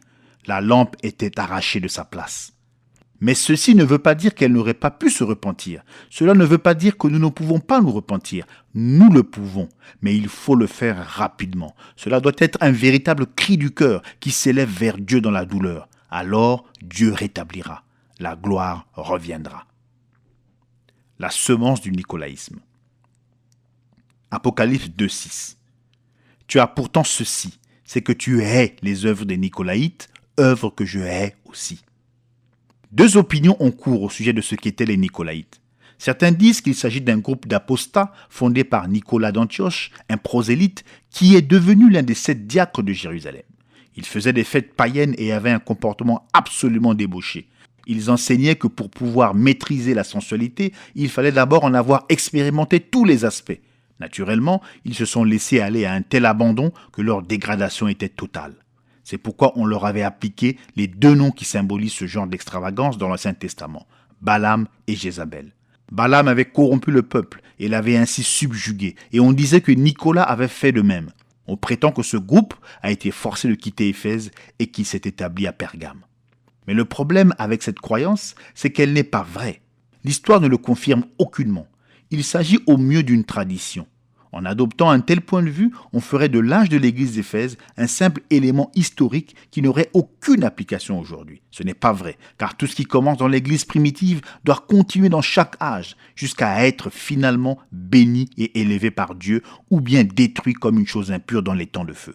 Pour voir que cette tradition est vraiment en contradiction avec l'Écriture, il suffit de remarquer que dans Apocalypse 2.2, l'église d'Éphèse ne pouvait pas supporter les méchants. Il devait donc les exclure, sans quoi il serait insensé de dire qu'il ne pouvait pas les supporter. S'il ne les avait pas exclus, alors il les aurait supportés. Mais au verset 6, il est dit qu'ils haïssaient leurs œuvres. Donc ce groupe nicolaïte a continué à faire partie du premier âge en faisant ses œuvres. On haïssait les œuvres, mais on n'avait pas mis les gens hors d'état de nuire. Ainsi, nous voyons en Éphèse des semences qui allaient se perpétuer, qui allait devenir une doctrine qui persisterait jusqu'à l'étang de feu dans lequel elle finira. Que sont ces Nicolaïtes ? Ce mot vient de deux mots grecs, Nikao qui veut dire conquérir et Laos qui veut dire les laïcs. En clair, il y avait quelqu'un dans l'église primitive qui faisait quelque chose pour conquérir les laïcs. Si quelqu'un conquérait les laïcs, ce ne pouvait être que le fait d'une autorité. Que se passait-il dans cette église et que Dieu haïssait ? Ce qui se passait à l'époque et qui se passe encore aujourd'hui, c'est exactement ce que le mot nicolaïte veut dire. C'est que les gens étaient dominés d'une manière absolument contraire à la parole de Dieu. Maintenant, pour saisir le véritable sens de ce que nous abordons, je dois vous recommander de ne jamais oublier que la religion, les choses spirituelles si vous voulez, se compose de deux parties qui s'entremêlent, mais qui sont tout aussi opposées que le noir et le blanc. La religion et le monde spirituel sont faits de ces deux arbres qui ont leurs racines en Éden. L'arbre de vie et l'arbre de la connaissance du bien et du mal étaient tous les deux au milieu du jardin, et sans doute leurs branches étaient-elles entremêlées. Ainsi, nous retrouvons le même paradoxe dans l'église d'Éphèse. L'église est composée de bien et de mal. Les deux vignes composent l'église. Elles sont comme le blé et l'ivraie. Elles poussent côte à côte. Mais l'une est la vraie, l'autre est la fausse. Or Dieu parlera à chacune d'elles, et il parlera de chacune d'elles. Il les appellera l'Église, et seuls les élus sauront réellement quel est le vrai esprit. Seuls les élus ne seront pas séduits. Matthieu 24, 24. Car il s'élèvera de faux Christ et de faux prophètes. Ils feront de grands prodiges et des miracles, au point de séduire, s'il était possible, même les élus. Ainsi, déjà dans l'Église primitive, très peu de temps après la Pentecôte, la fausse vigne a pu s'entremêler avec la vraie vigne. Et c'est là que nous voyons ces œuvres des Nicolaïtes. Et cet esprit continuera à combattre la vraie vigne jusqu'à ce qu'il soit détruit par Dieu. Saisissez-vous maintenant ? Très bien. Maintenant, quel était le climat spirituel de cette église ? Elle avait abandonné son premier amour. Il nous a été révélé que d'abandonner son premier amour de la parole de Dieu, c'était de tomber de là où elle était à l'origine, c'est-à-dire à la Pentecôte. En langage clair, ceci veut dire que cette église était en danger d'échapper à la conduite du Saint-Esprit, au contrôle de l'Esprit. C'est exactement ce qui s'est passé après que Moïse a fait sortir Israël d'Égypte.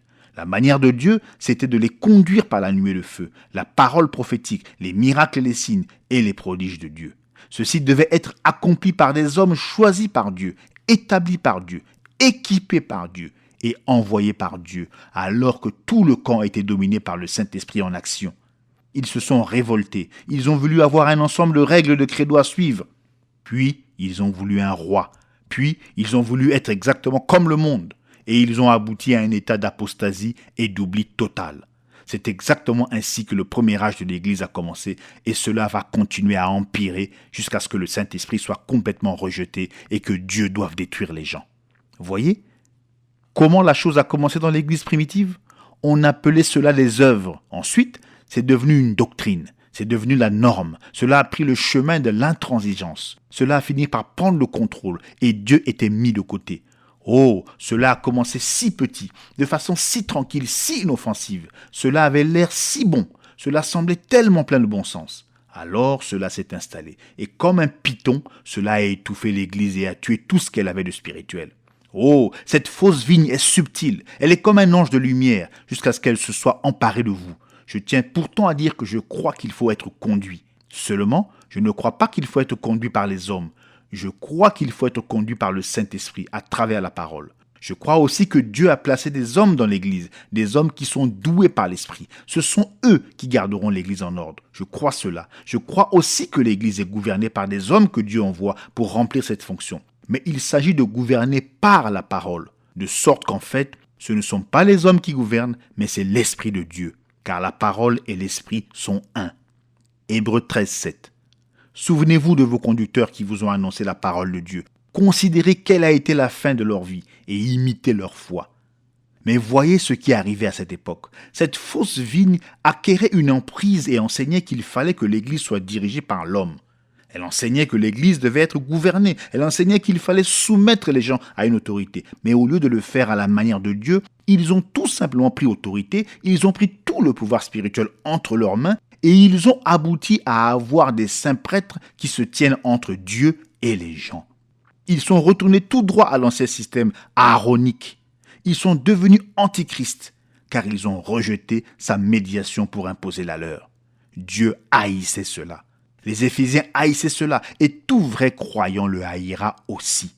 Il faudrait être complètement aveugle pour ne pas voir la même chose à l'œuvre à travers tous les âges, et maintenant même alors que c'est pire que jamais. C'était l'organisation. Voilà ce que c'était. C'est ce qui a divisé les gens. Le peuple de Dieu doit être un. Par un seul esprit, ils sont tous baptisés pour former un seul corps et le Saint-Esprit doit agir sur chacun et chacun doit participer au culte de Dieu. Mais des hommes ont voulu avoir la prééminence. Alors ils ont pris le contrôle et des évêques sont devenus archevêques. Et avec leurs titres imposants, ils ont laissé la parole de Dieu de côté et ont enseigné leur propre doctrine. Ils ont amené les gens à leur obéir, si bien qu'au bout d'un moment, leur façon d'adorer ne ressemblait plus du tout à celle des premiers temps après la Pentecôte. Ces œuvres étaient le début de la succession apostolique. De la succession apostolique, il n'y avait qu'un pas aisé à faire pour en arriver à faire de l'appartenance à une église le moyen du salut par grâce. La parole était réduite à un credo. Par son esprit, l'antichrist prédominait dans l'église. Considérez cela aujourd'hui. Si vous lisez Actes 2:4, comme certains le font, vous pourriez le lire comme ceci. Le jour de la Pentecôte, il vint un prêtre avec une hostie. Il dit, tirez la langue, et il posa l'hostie dessus. Il but lui-même un peu le vin, et il dit, vous avez maintenant reçu le Saint-Esprit. Incroyable! Et pourtant, c'est exactement là que le nicolaïsme en est arrivé. Ils disent, peu importe ce que dit la parole de Dieu, vous ne pouvez pas la comprendre. Il faut que nous vous l'interprétions. De plus, la Bible n'est pas terminée. Elle doit changer au fil du temps et nous allons vous dire quels sont les changements. Comme c'est contraire à ce que la parole de Dieu déclare avec insistance. Que Dieu soit reconnu pour vrai et tout homme pour menteur. Partout où il y a conflit avec la vérité, le ciel et la terre passeront, mais pas une seule parole de Dieu ne faillira. Le peuple est donc conduit par des gens qui prétendent être ce qu'ils ne sont pas. Ils disent être des vicaires de Christ, mais en fait, ils sont antichrists. Voici encore une triste histoire. C'est l'histoire du baptême d'eau. À l'époque de Jésus et après la Pentecôte, on immergeait dans l'eau. Personne ne peut nier cela. Des hommes instruits disent qu'on se bornait à verser de l'eau sur eux parce qu'on trouvait facilement des petites mares un peu partout. Et quand ils versent de l'eau sur eux, ils le font au nom du Père et du Fils et du Saint-Esprit, comme si ces titres étaient de vrais noms et comme s'il y avait 3 dieux au lieu d'un seul. Mais restez dans cette organisation et essayez de prêcher la vérité de l'immersion au nom du Seigneur Jésus-Christ et on vous mettra à la porte. On ne peut pas être conduit par Dieu et rester là-dedans. C'est impossible. Or, Paul était un prophète, enseigné par le Saint-Esprit. Si Paul baptisait au nom du Seigneur Jésus-Christ et qu'il a dit que quiconque agissait à l'encontre de ce qu'il avait prêché était anathème, alors il est temps de nous réveiller et de voir que l'Église n'est plus contrôlée par le Saint-Esprit, mais elle est contrôlée par les Nicolaïtes. Acte 20, 27 à 30. Car je vous ai annoncé tout le conseil de Dieu, sans en rien cacher. Prenez donc garde à vous-même et à tout le troupeau sur lequel le Saint-Esprit vous a établi évêque pour paître l'Église de Dieu, qu'il s'est acquise par son propre sang. Je sais qu'il s'introduira parmi vous après mon départ des loups cruels qui n'épargneront pas le troupeau et qu'il s'élèvera du milieu de vous des hommes qui enseigneront des choses pernicieuses pour entraîner les disciples après eux. Paul l'a vu venir. Mais il les a mis en garde contre cette prêtrise subtile qui allait s'introduire et prendre le contrôle avec ses fausses doctrines. Il savait qu'ils établiraient une forme de culte qui exclurait les gens de toute participation à un ministère du Saint-Esprit. Et même aujourd'hui, parmi ceux qui se prétendent libres et remplis de l'Esprit, les laïcs n'ont pas beaucoup de liberté. Au mieux, on peut voir quelques prédicateurs qui prêchent avec inspiration, pendant que le troupeau reste assis là à essayer d'absorber cela. On est là bien loin de Paul, qui disait que quand tous se rassemblaient, tous avaient la conduite de l'esprit et tous participaient au culte spirituel. Et le corps de l'Église n'a jamais appris cette leçon, ni des Écritures, ni de l'histoire. Chaque fois que Dieu donne une visitation du Saint-Esprit et que les gens sont délivrés, au bout de quelque temps, ils se lient de nouveau à la chose même d'où ils sont sortis. Quand Luther est sorti du catholicisme, les gens sont restés libres pendant un moment. Mais quand il est mort, les gens ont simplement fait une organisation de ce qui était, selon eux, sa croyance, et ils ont établi leur propre credo et leurs idées, et ils ont rejeté quiconque disait le contraire de ce que eux disaient. Ils sont retournés tout droit au catholicisme, sous une forme un peu différente. Et aujourd'hui, voilà que beaucoup de luthériens sont prêts à y retourner complètement. Oh oui! Dans Apocalypse 12, cette prostituée avait beaucoup de filles. Ces filles sont tout à fait semblables à leur mère. Elles mettent la parole de côté. Elles renient l'œuvre de l'Esprit de Dieu. Elles subjuguent les laïcs et empêchent carrément ces laïcs d'adorer Dieu, à moins de venir à travers elles ou selon leur modèle, qui n'est rien d'autre qu'un modèle d'incrédulité qui vient de Satan lui-même. Mais où en sommes-nous spirituellement? Nous sommes dans un désert de ténèbres. Combien nous nous sommes éloignés de l'Église primitive? Il n'y a plus rien qui ressemble à la Pentecôte et la parole est absente. La succession apostolique, aujourd'hui chose courante, ne se trouve pas dans la parole. C'est un système fabriqué par l'homme. C'est une usurpation illégitime de la vérité selon laquelle c'est Dieu et non l'homme qui a établi ses conducteurs dans l'Église. Pierre n'est même pas allé à Rome. Et pourtant, ils mentent et disent qu'il y est allé. L'histoire prouve qu'il n'y est pas allé. Il y a des gens qui étudient l'histoire, mais qui haussent les épaules et retournent croire un mensonge. Où trouve-t-on le vicaire du Christ dans la parole? Personne ne prend sa place. Et pourtant, c'est ce qui a été fait, et les gens l'acceptent. Où trouve-t-on que la révélation ajoutée est acceptée par Dieu, surtout si elle est contraire à la révélation donnée précédemment? Et pourtant, ils acceptent cela et s'appuient là-dessus. Où trouve-t-on un purgatoire? Où trouve-t-on une messe? Où trouve-t-on qu'on peut échapper à l'enfer en donnant de l'argent? Ce n'est pas dans la parole, mais les hommes ont mis cela dans leur livre à eux et ils ont utilisé cela pour soumettre les gens en les gouvernant par la crainte. Où trouve-t-on que l'homme a le pouvoir de nous pardonner comme s'il était Dieu? Des loups ravisseurs. Le terme n'est guère assez fort pour les décrire. Du nicolaïsme, une organisation. L'homme au-dessus de l'homme. Retournez à Dieu, repentez-vous avant qu'il ne soit trop tard. Voyez la main écrire sur la muraille. Elle écrit le jugement. Comme les vases sacrés ont été profanés, ce qui a provoqué la colère de Dieu, de même la parole sacrée a maintenant été profanée. L'esprit a été attristé et le jugement est ici. Il est déjà à la porte. Repentez-vous, repentez-vous, retournez à la Pentecôte, retournez à la conduite du Saint-Esprit, retournez à la parole de Dieu. Car pourquoi mourriez-vous? La voix de l'Esprit. Apocalypse 2,7. Que celui qui a des oreilles entende ce que l'Esprit dit aux églises. À celui qui vaincra, je donnerai à manger de l'arbre de vie qui est dans le paradis de Dieu. Que celui qui a des oreilles entende ce que l'Esprit dit aux églises. Peut-être que des millions entendront ou liront ces paroles, mais combien y prêteront attention? Cela, nous ne le savons pas, mais celui qui prêtera l'oreille et qui voudra connaître les paroles de vérité sera éclairé par l'Esprit de Dieu. Si votre oreille est ouverte à la parole, l'Esprit de Dieu rendra la parole réelle pour vous. Mais c'est là une œuvre de l'Esprit. Je peux vous enseigner la vérité, mais si vous n'ouvrez pas vos oreilles pour l'entendre et votre cœur pour la recevoir, vous ne recevrez pas la révélation. Maintenant, remarquez, il est dit que l'Esprit parle aux églises. C'est au pluriel, pas au singulier. L'Esprit n'a pas fait écrire ceci à Jean pour une église locale d'Éphèse, ni pour le premier âge uniquement. C'est pour tous les âges de l'église. Mais celle-ci est l'église des débuts. C'est donc comme le livre de la Genèse. Ce qui a commencé dans la Genèse reste vrai dans toute la parole et s'achève finalement dans l'Apocalypse. Ainsi, cette église qui débute dans les actes est le modèle de Dieu pour tous les âges, jusqu'à ce qu'elle s'achève dans l'âge de Laodicée. Observez-la bien, que chaque âge prête attention, car ce qui se passe ici n'est que le commencement. Ce petit arbre qui a été planté va grandir. Il va grandir à travers les âges. Ceci est donc un message adressé à chaque chrétien de chaque âge jusqu'au retour de Jésus. C'est bien cela, car c'est l'Esprit qui parle. Amen. La récompense promise. Apocalypse 2,7. À celui qui vaincra, je donnerai à manger de l'arbre de vie qui est dans le paradis de Dieu. Voici la récompense future de tous les vainqueurs de tous les âges. Quand le dernier appel au combat aura retenti, quand nous aurons déposé notre armure, alors nous nous reposerons dans le paradis de Dieu et l'arbre de vie sera notre partage pour toujours. L'arbre de vie. N'est-ce pas une belle expression ? Elle est utilisée 3 fois dans le livre de la Genèse et 3 fois dans le livre de l'Apocalypse. Aux 6 endroits, il s'agit du même arbre et il symbolise exactement la même chose. Mais qu'est-ce que l'arbre de vie ? Eh bien, avant tout, il nous faut savoir ce que représente l'arbre en général. Dans Nombre 24:6, en décrivant Israël, Balaam disait qu'ils étaient comme des arbres d'aloès que l'Éternel a plantés. Partout dans les Écritures, les arbres représentent des personnes, comme dans le psaume 1. L'arbre de vie doit donc être la personne de vie, qui est Jésus.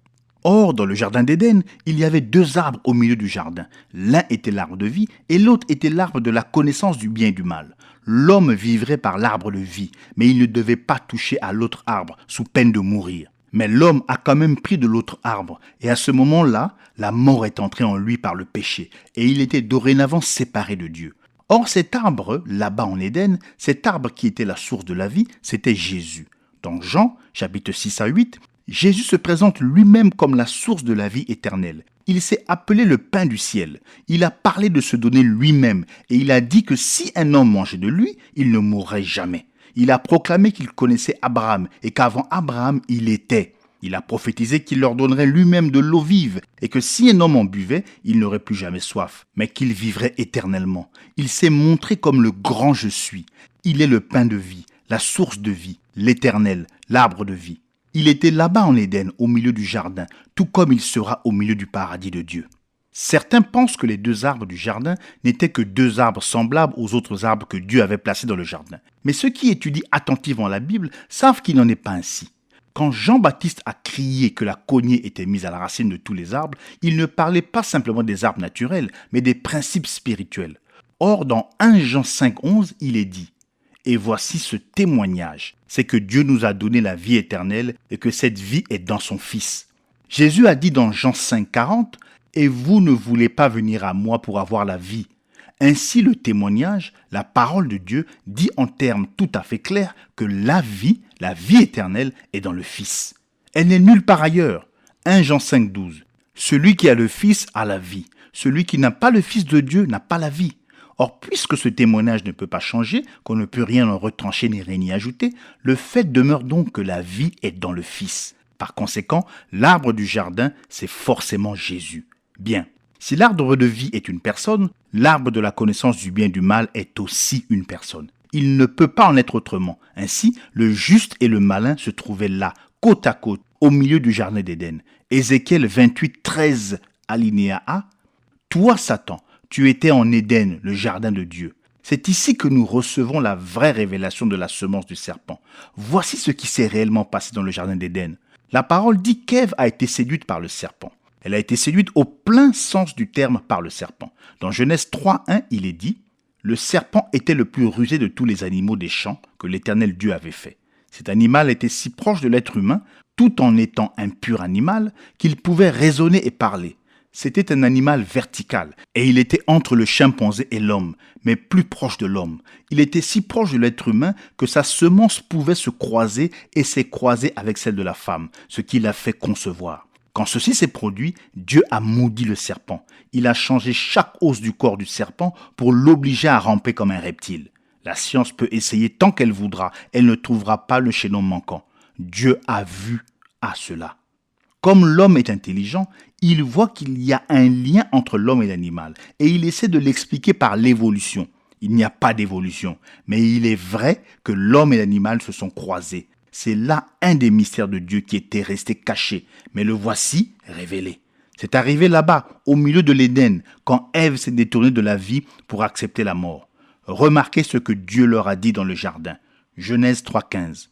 « Et je mettrai inimitié entre toi et la femme, entre ta postérité et sa postérité. Celle-ci t'écrasera la tête et tu lui blesseras le talon. » Si nous acceptons la parole qui dit que la femme avait une semence, alors le serpent devait lui aussi avoir eu une semence. Si la semence de la femme était un enfant mâle conçu sans l'homme, alors la semence du serpent doit correspondre au même modèle, c'est-à-dire qu'un autre enfant mâle doit naître sans l'intervention d'un homme. Aucun étudiant de la Bible n'ignore que la semence de la femme était le Christ, qui est venu au moyen de Dieu sans relation charnelle humaine. Il est également bien connu que l'annonce disant que la tête du serpent allait être écrasée était en réalité une prophétie qui concernait ce que Christ allait accomplir contre Satan à la croix. C'est à la croix que Christ allait écraser la tête de Satan alors que Satan meurtrirait le talon du Seigneur. Ce passage de l'Écriture est la révélation qui montre comment la semence littérale du serpent a été mise en terre. De même que nous avons le récit de Luc 1, 26 à 35, où il est exposé avec précision comment la semence de la femme a été manifestée physiquement sans l'intervention d'un homme. Au 6e mois, l'ange Gabriel fut envoyé par Dieu dans une ville de Galilée appelée Nazareth, auprès d'une vierge fiancée à un homme de la maison de David nommé Joseph. Le nom de la vierge était Marie. L'ange entra chez elle et dit : « Je te salue, toi à qui une grâce a été faite. Le Seigneur est avec toi. » Troublée par cette parole, Marie se demandait ce que pouvait signifier une telle salutation. L'ange lui dit : « Ne crains point, Marie, car tu as trouvé grâce devant Dieu. Et voici, tu deviendras enceinte et tu enfanteras un fils, et tu lui donneras le nom de Jésus. Il sera grand et sera appelé fils du Très-Haut, et le Seigneur Dieu lui donnera le trône de David son père.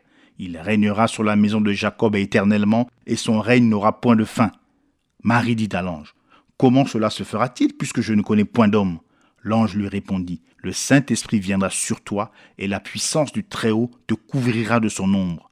C'est pourquoi le Saint-Enfant qui naîtra de toi sera appelé Fils de Dieu. » Tout comme la semence de la femme était littéralement Dieu qui s'est reproduit dans la chair humaine, de même la semence du serpent est précisément le moyen que Satan a trouvé pour s'introduire dans la race humaine. Il était impossible à Satan, qui n'est qu'un être esprit créé, de se reproduire de la manière dont Dieu s'était reproduit. La Genèse nous raconte donc comment il a produit sa semence et s'est introduit ou injecté dans la race humaine. Souvenez-vous aussi que Satan est appelé le serpent. C'est de sa semence ou de ce qui a été injecté de lui dans la race humaine que nous parlons.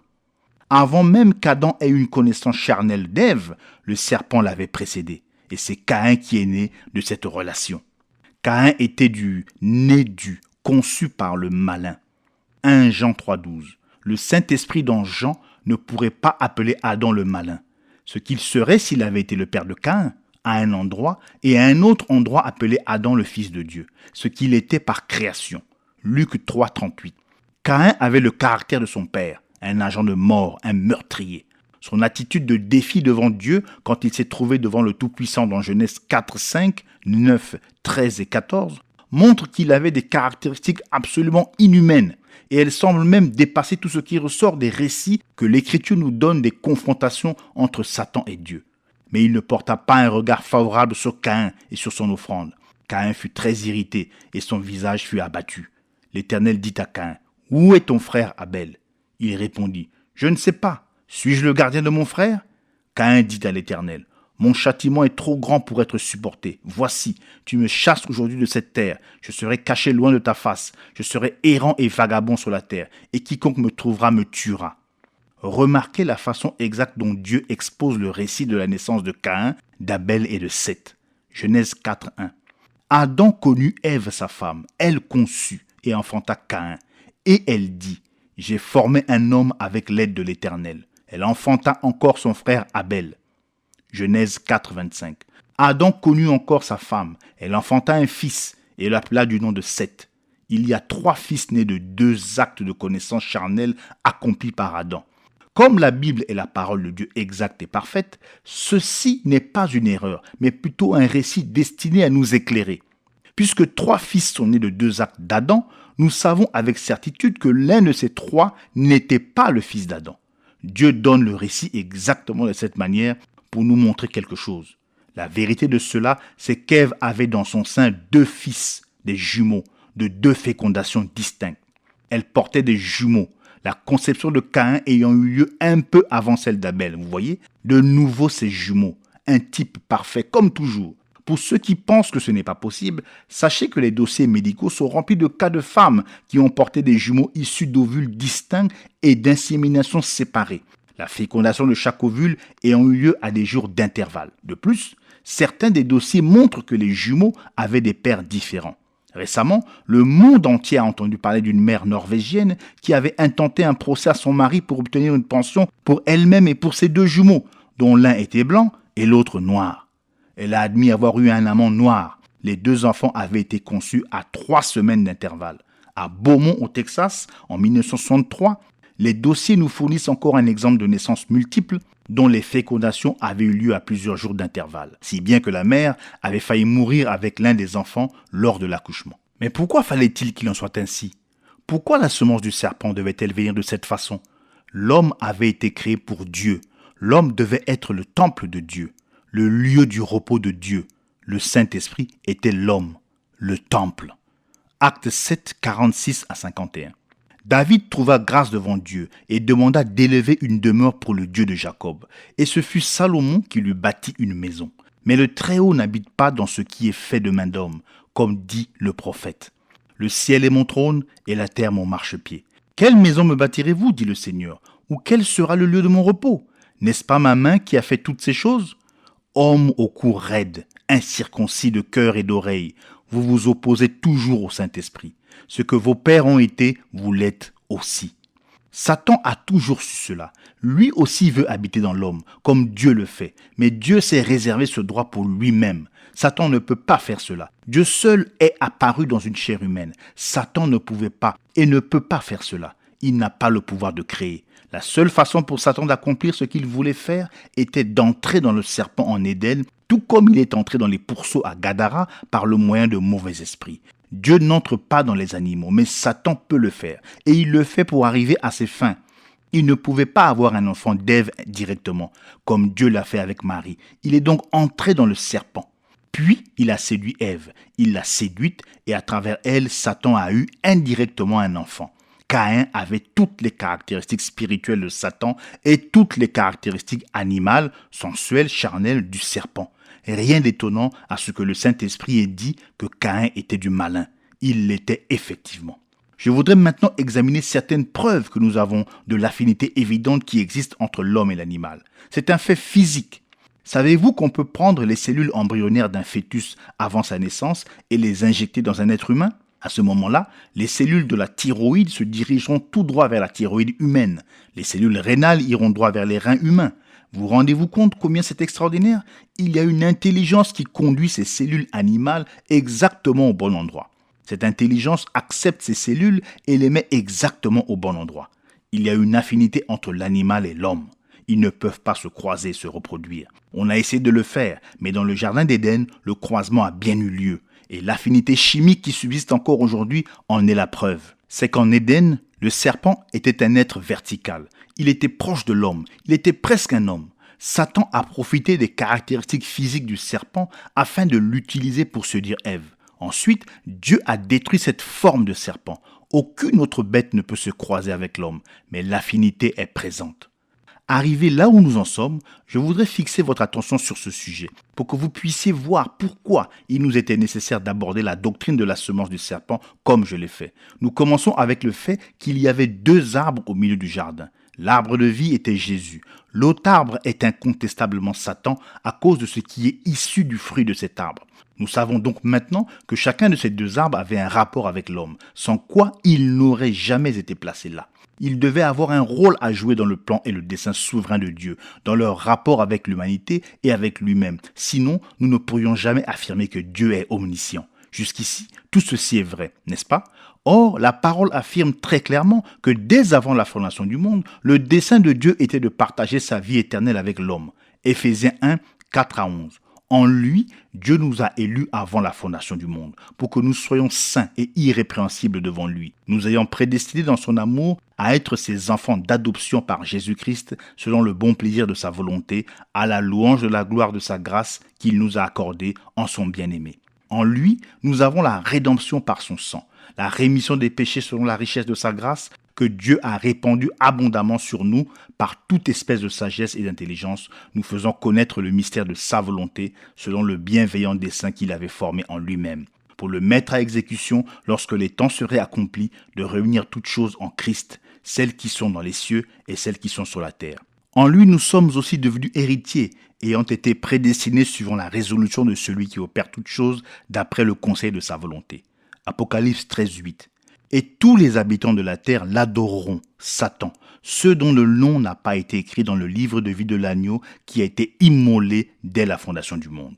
Mais cette vie ne pouvait pas être partagée et n'allait pas être partagée d'une autre façon que par le moyen de Dieu manifesté dans la chair. C'était une partie de son dessein éternel, prédestiné. Ce plan devait servir à la louange de la gloire de sa grâce. C'était le plan de la rédemption. C'était le plan du salut. Maintenant, écoutez bien. Comme Dieu était un sauveur, il devait nécessairement prédestiner un homme qui ait besoin de salut, afin d'avoir ainsi une raison d'être et un but.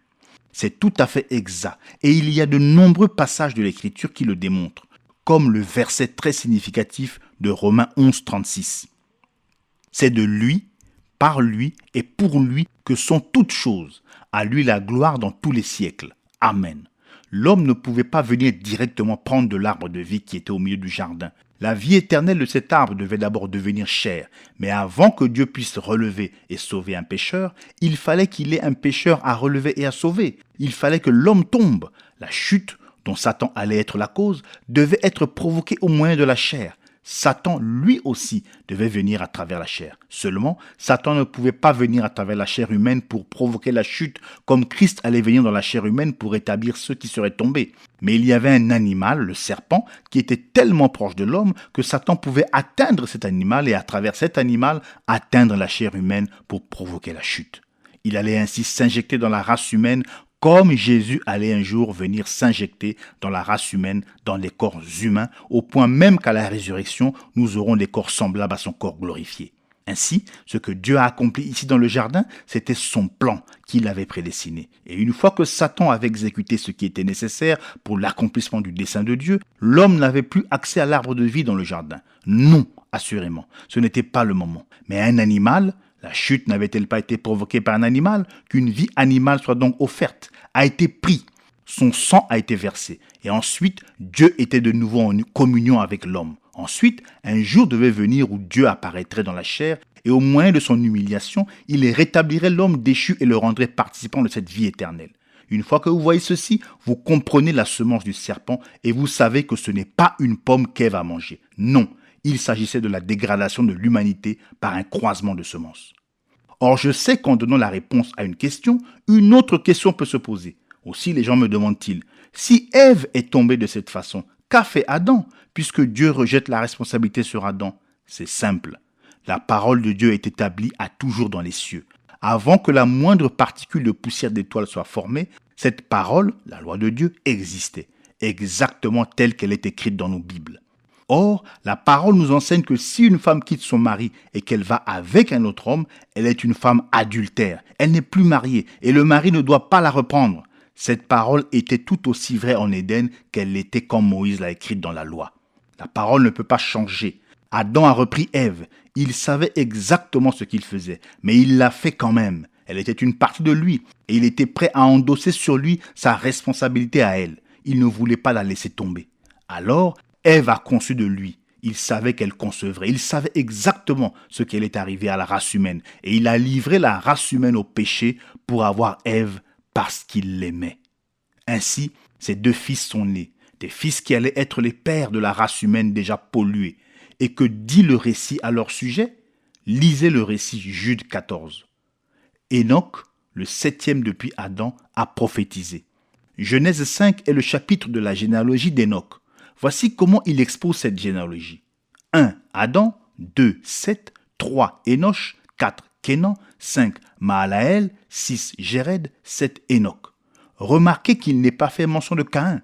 La lignée d'Adam passe par Seth. Si Caïn avait été l'enfant d'Adam, la loi du droit d'aînesse aurait donné le droit de lignage à Caïn.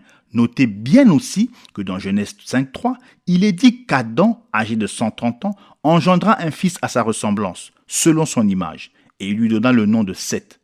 Il n'est dit nulle part que Caïn était à la ressemblance d'Adam, et pourtant, il aurait dû l'être s'il avait été son fils, car d'après la loi de la reproduction, chacun doit immanquablement produire à sa ressemblance.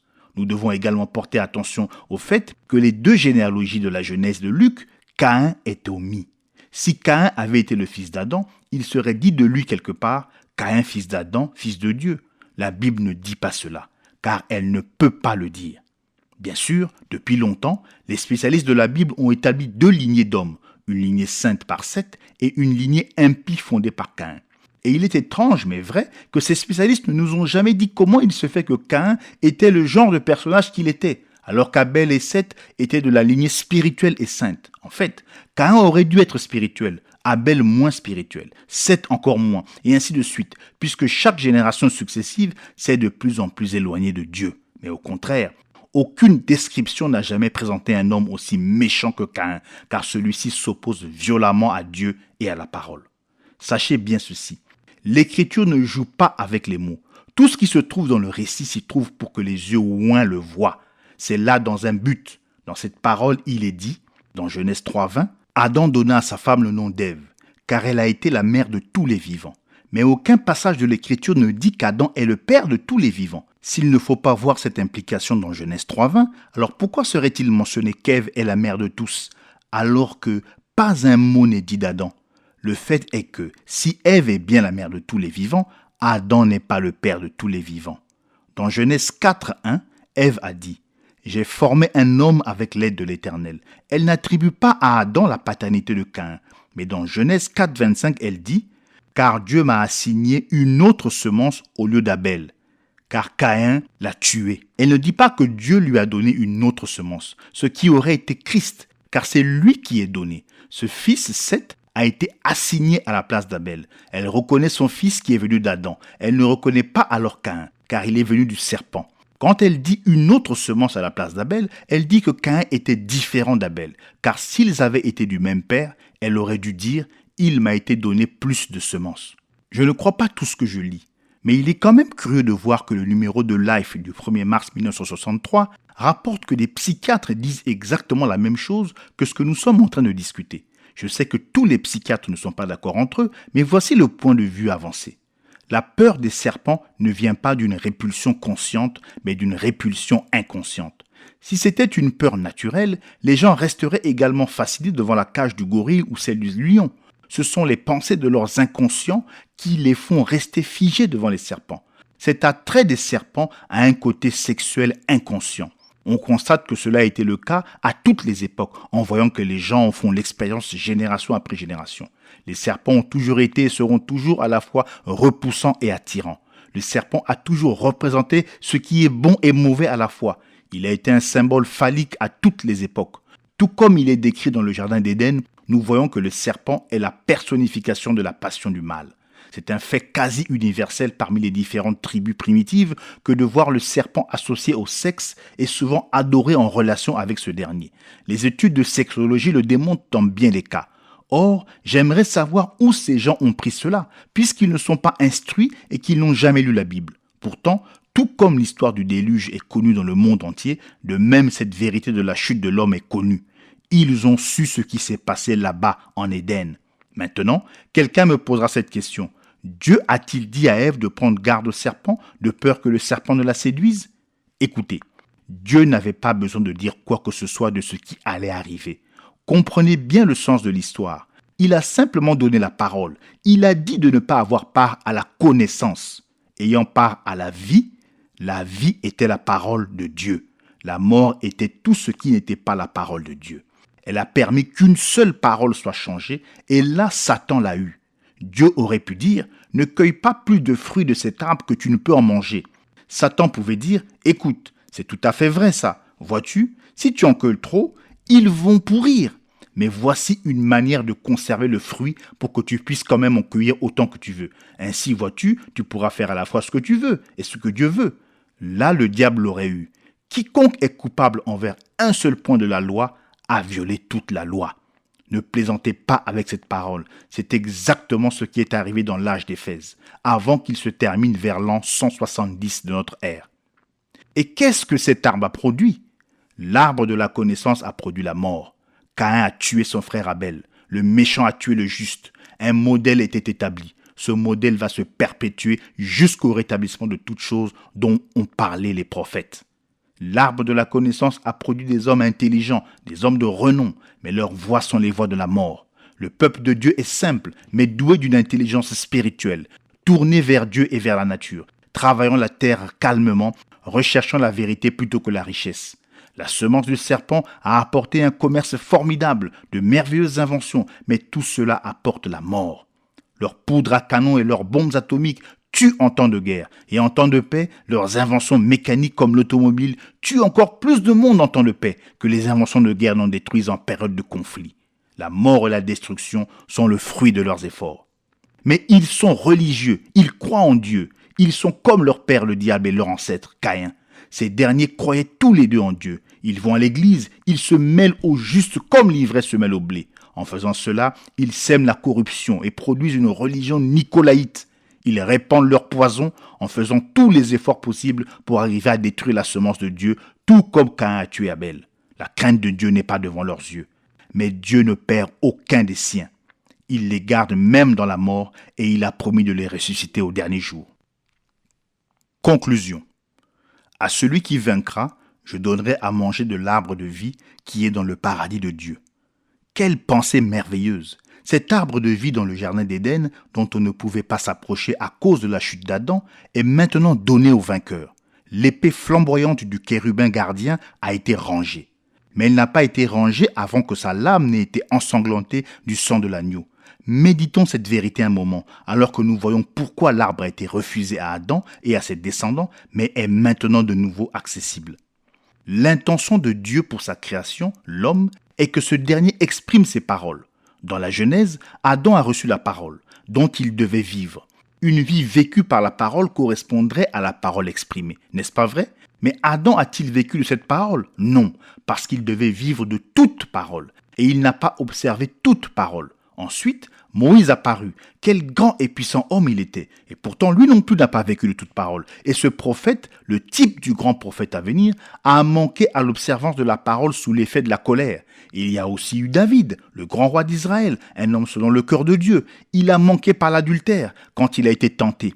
Mais finalement, lorsque les temps ont été accomplis, quelqu'un est arrivé, le chef, c'est-à-dire Jésus, qui a lui aussi dû être tenté pour voir s'il vivrait de toute parole qui sort de la bouche de Dieu. Là, Satan a été déjoué. En effet, là se tenait quelqu'un qui vivait du « il est écrit ». Et ce chef-d'œuvre de Dieu a vaincu en reflétant la parole de Dieu. Ensuite, cet être parfait, manifesté, a été livré à la croix, comme l'agneau parfait de Dieu pour le sacrifice parfait. Et sur l'arbre, le bois, il a reçu les blessures mortelles pour que nous, par lui et à cause de lui, nous puissions manger de l'arbre de vie. Et qu'ensuite, cette vie donnée gratuitement nous permette de vaincre et d'exprimer la parole de Dieu. Et maintenant, à ces fils de Dieu, qui vainquent par lui, est donné le privilège d'être dans le paradis de Dieu et d'avoir une communion constante avec Jésus-Christ. Il n'y aura plus jamais de séparation avec lui. Où qu'il aille, son épouse ira. Ce qui lui appartient, il le partage avec ses bien-aimés sur la base d'une relation de co-héritier. Les choses secrètes seront révélées, les choses obscures seront éclaircies. Nous connaîtrons comme nous sommes connus et nous serons semblables à lui. Voici l'héritage du vainqueur qui a vaincu par le sang de l'agneau et la parole de son témoignage envers Jésus-Christ. Comme nous avons hâte que vienne ce jour où tous les chemins tortueux seront redressés et où nous serons avec lui pour un temps sans fin, que ce jour se hâte de paraître et que nous nous hâtions d'obéir à sa parole, prouvant ainsi que nous sommes dignes de partager sa gloire. Que celui qui a des oreilles entende ce que l'Esprit dit aux églises.